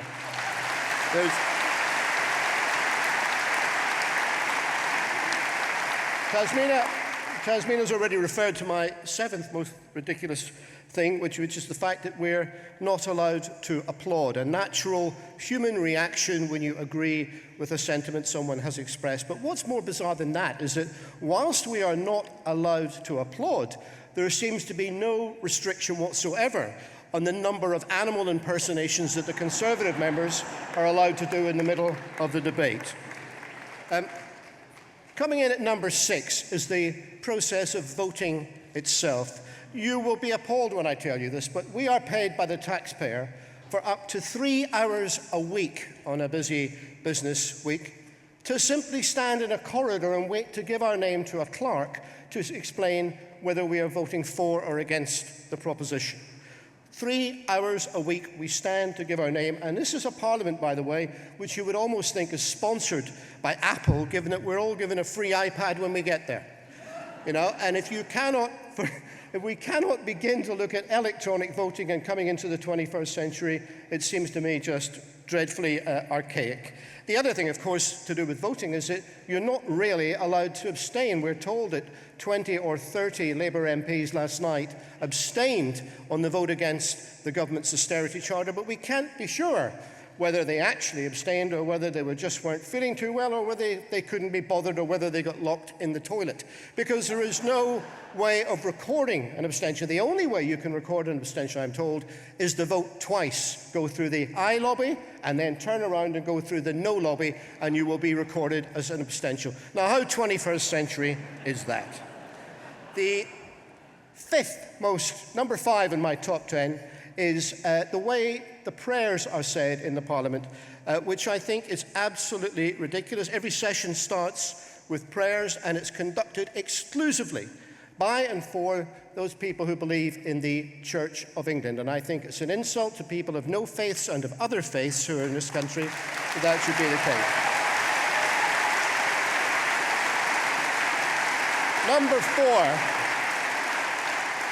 Number 4 in my top 10 is the uniforms that are worn by the door staff within the House of Commons.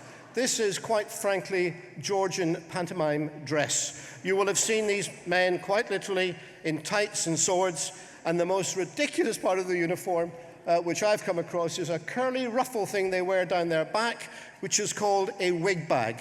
It seems to me just unfair to these poor souls to make them put on this costume in a chamber which is meant to be about making political and important decisions for the country and for the world.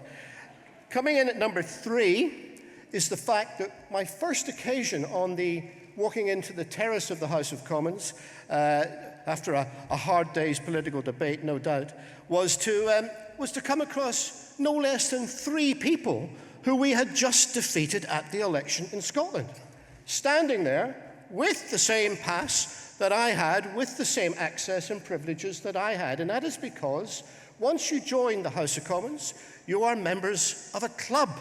And you can stay a member of the club even if the electorate decide that you no longer are fit to be there. The Commons themselves will make you welcome. And those former members are allowed to wander around without having to pay the consequence that the electorate wished them to have. But mind you, that's not as bad as number 2 on my list, which is the House of Lords. It is, quite frankly, it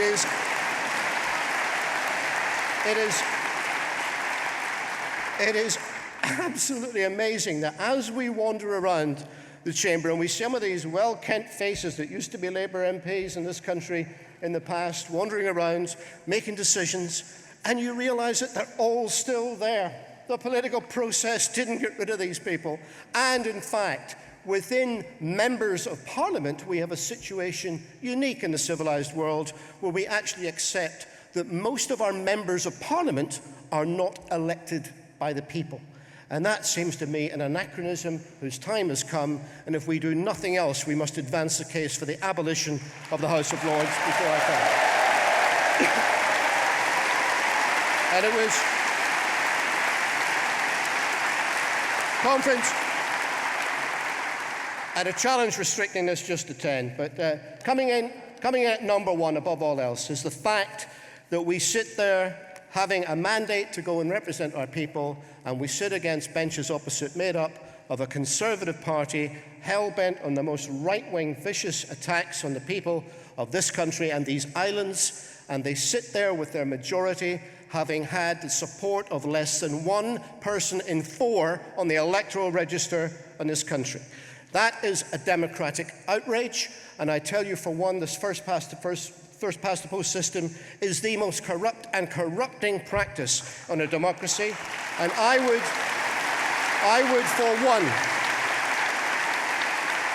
for one resign my seat and give it up tomorrow if they would bring in a system of proportional representation in this country.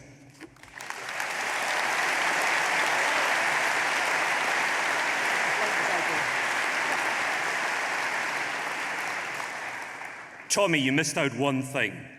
For the first month, you've got to remind people, we didn't actually have telephones. We had telephone numbers, but no telephones. We didn't actually have desks, but thank goodness, we all had sword hooks with ribbons. That's right. That's right. Do you remember? You do. And I have lost track of the number of plastic toy swords I've been given by members of my constituency party. They're all hanging there in a wee row. What have you done with your sword hook?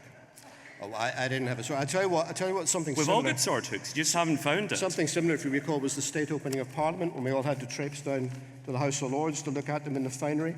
And I have never seen so many tiaras in the one room in my life.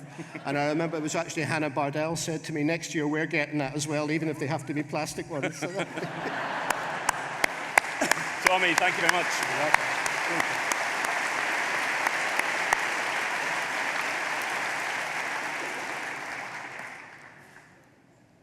And now to our final speaker on Westminster Hour. You heard his blistering speech on the economy last night in the House of Commons. Ladies and gentlemen, let's welcome the real Shadow Chancellor, MP for Dundee East, Mr. Stuart Hosey.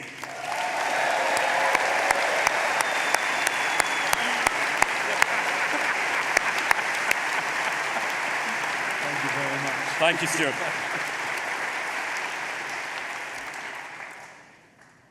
I'm glad that the introduction was about last night. It explains why the MPs here look a little bleary-eyed.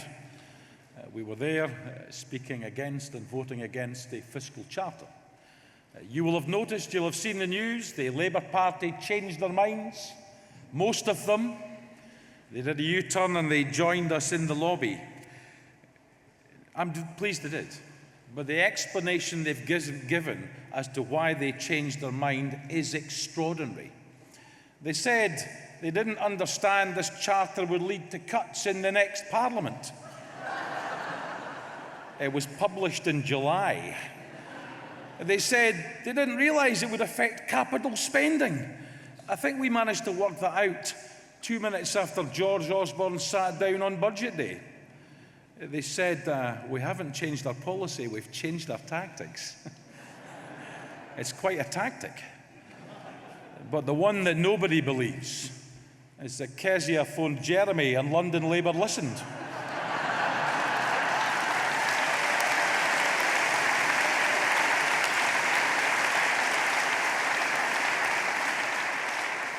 Labour hasn't listened to Scotland for a very long time, which is why Scotland no longer listens to Labour.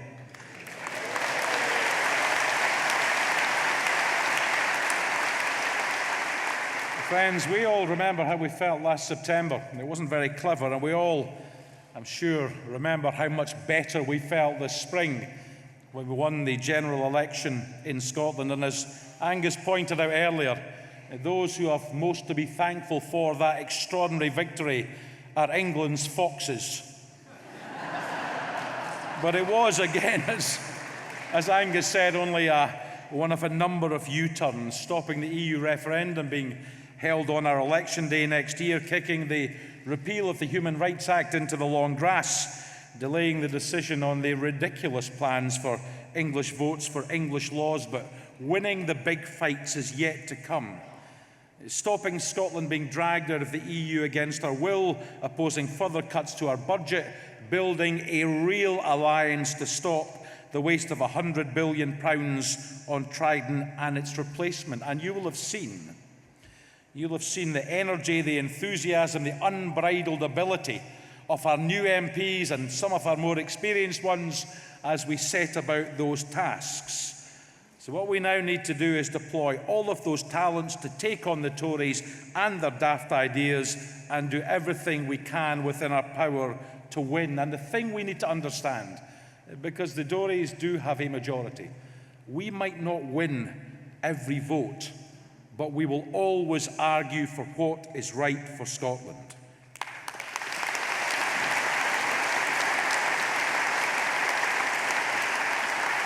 We will also take every single opportunity to campaign and to vote for more power for Scotland. But so far, and the public need to understand this, the UK government have not accepted a single substantial amendment to the Scotland Bill. We need the public to understand, for all the talk of Devo Max and the closest thing to federalism, not a single substantive amendment has been accepted by the UK government. Now, I said the big fights are yet to come, and they are. But what our MPs, our wonderful group of MPs, have already started to do is to marshal the arguments we will deploy against the plans for English votes for English laws, against the unnecessary and draconian welfare cuts, against Trident, against the vindictive attack on essential human rights. Now, no one should be surprised that we will oppose these retrograde steps, but it's the quality of the contributions which will give so much weight to our argument, and it's the paucity of argument from our unionist opponents, Tory and Labour alike, which gives so much cause for concern. So let's turn to what it is we've said. Pete Wishart led the charge on the unworkable proposals for evil.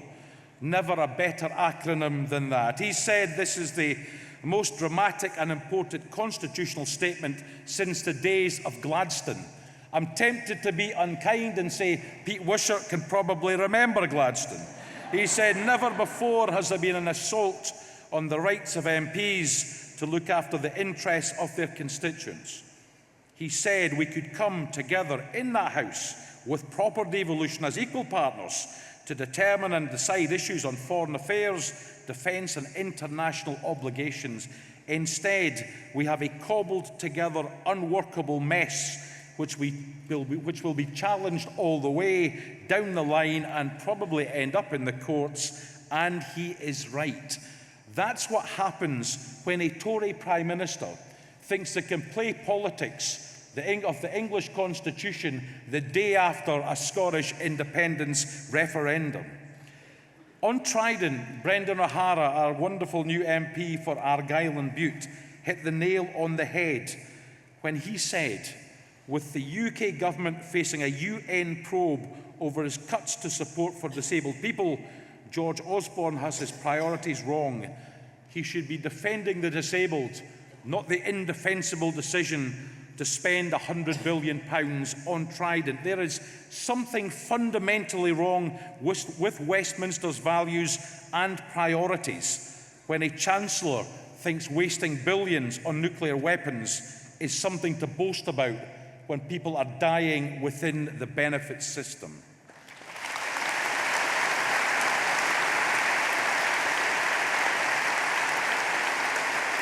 But there's something else to say about Trident. The Tories are now talking about an early vote, perhaps because they're running scared of the SNP making it an election issue, but there could conceivably be a more realistic answer. Labour have changed their mind on austerity because of SNP pressure.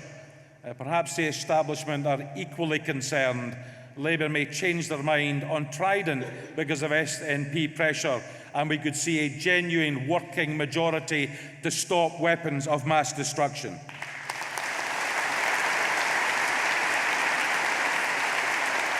But the powerful contributions from our new members didn't stop there.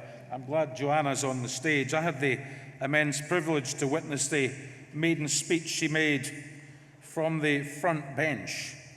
She was able to distill the most complicated arguments in relation to Tory plans to dismantle the Human Rights Act in one sentence when she said, "Any reduction in current human rights safeguards will threaten the fundamental freedoms to which everyone is entitled to in a modern democratic society governed by law." Elegant, right, and why on earth would the Tories try to do that? And then there was Chris Stevens with his forensic dissection of the Dickensian Tory trade union bill, and it confirmed what we all know, that all employment and trade union legislation must be devolved to Scotland.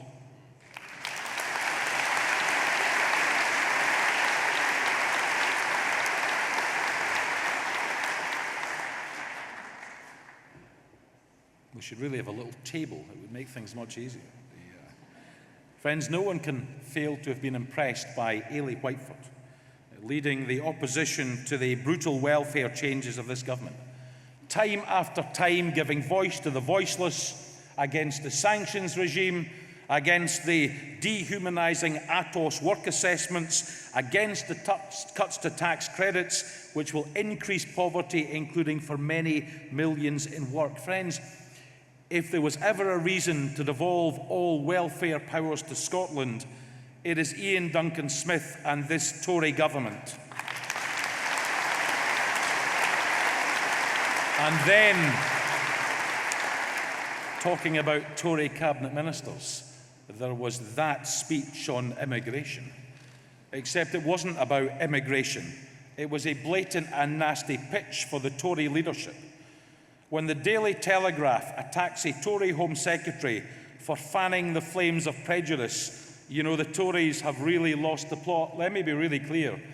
Theresa May's speech was a disgrace.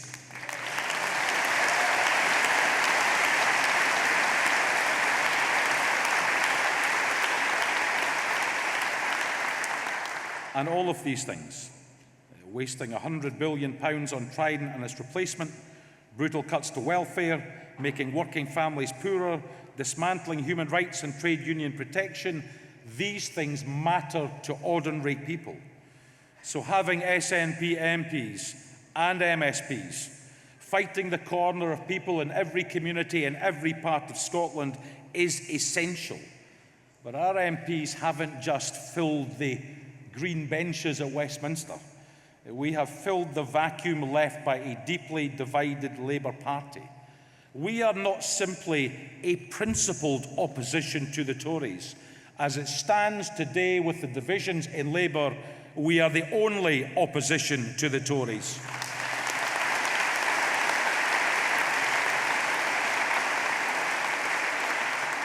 And we got there. We won the election in Scotland because those who were enthused by the potential of independence, those who found out facts for themselves, voted SNP.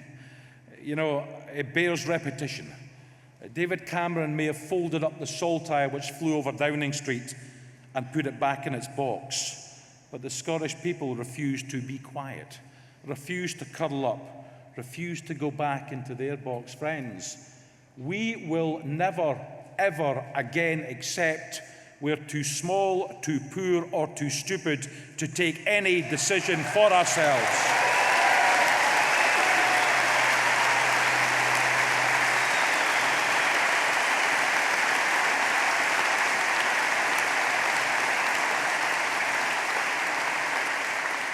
And our determination to see Scotland independent will never fade. But our next challenge is not last year's referendum. It's what's confronting us from the UK government and its next year's Scottish elections. And just look at what Nicola and her government, and Alec before them, have achieved in government.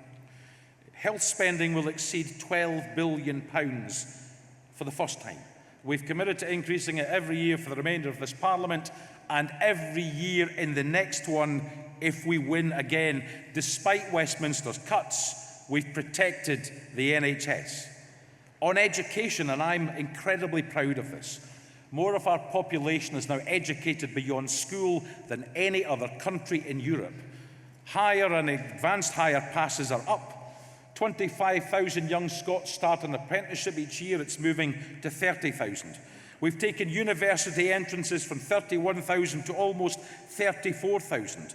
And on college places, Labour's big attack line, yes, there have been changes to small courses, but the Scottish Government set and maintained a target of 116,000 full-time college places. We've exceeded it. It's almost 120,000 full-time college places that lead to better outcomes for the people in this country.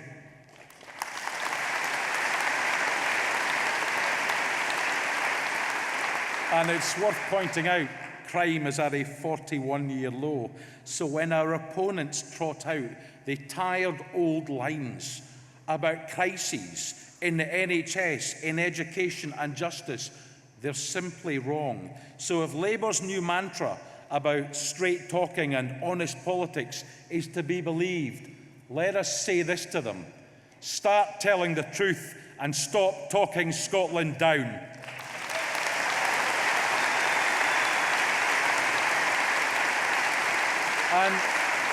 And when we see what other governments are doing, when we see what the Tories are doing in England, we know just what could come our way without an SNP government. Cuts to police officers, imposed contracts on junior doctors, privatising healthcare, charging fees for education and removing grants from students completely, slashing spending on local authorities, putting services at risk. Conference, when I look at the policies coming out of Tory conference, I am proud and delighted we have an SNP government protecting the people here.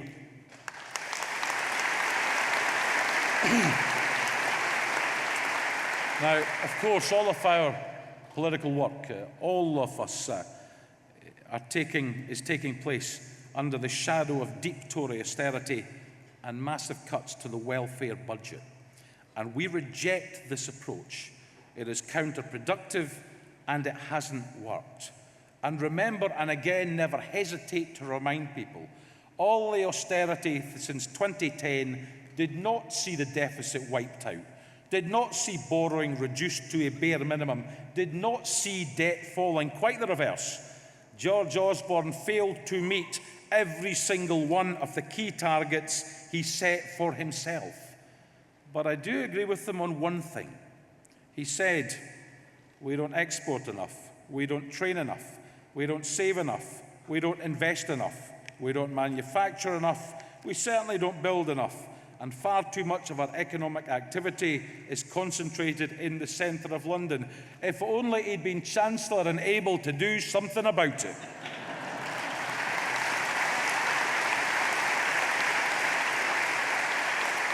He has also been right to focus on the issue of productivity, not least because UK and Scottish productivity lags way behind the US, Germany, France and even Italy.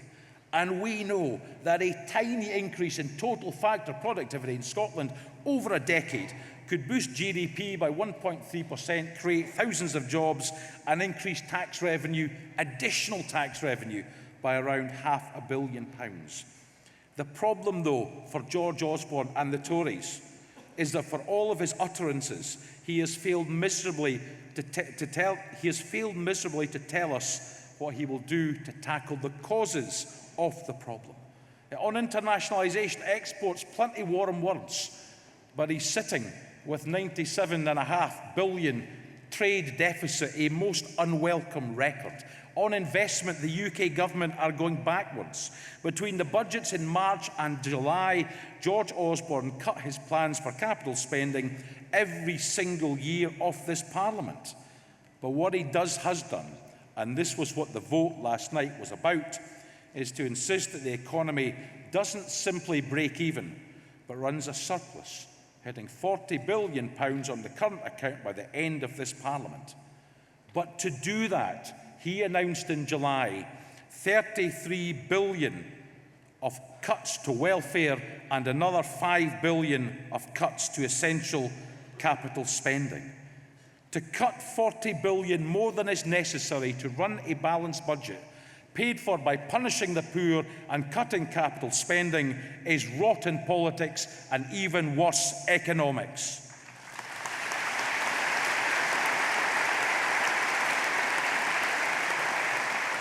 And all of these plans are, as usual, dressed up as essential to tackle the deficit and debt. But it's growth we need more than anything, and you can't cut your way to growth. To get the growth we need, we must actually decrease inequality. The UK lost around 9% GDP in the 20 years to 2010. Due to rising inequality. So it is irrational and counterproductive for a UK government to make the same mistakes all over again, and to raise the threshold for inheritance tax at the same time as reducing tax credits for those on low incomes is to take from the poor and give to the rich. When it comes to George Osborne and the Tories, the nasty party are back.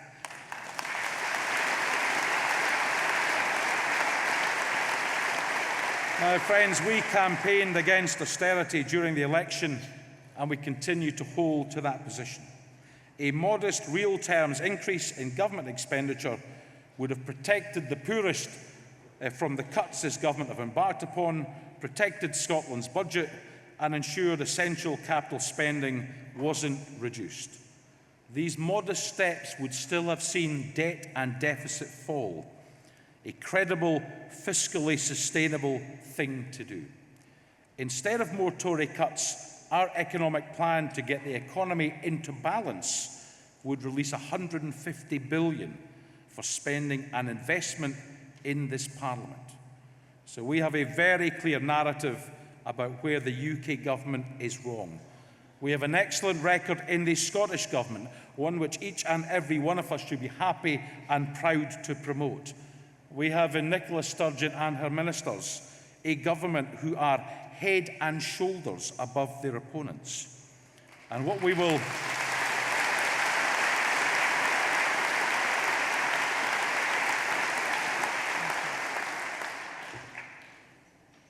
will also have for next year is a manifesto for reform, for progress, and for success to Scotland, which will drive much of our campaigning.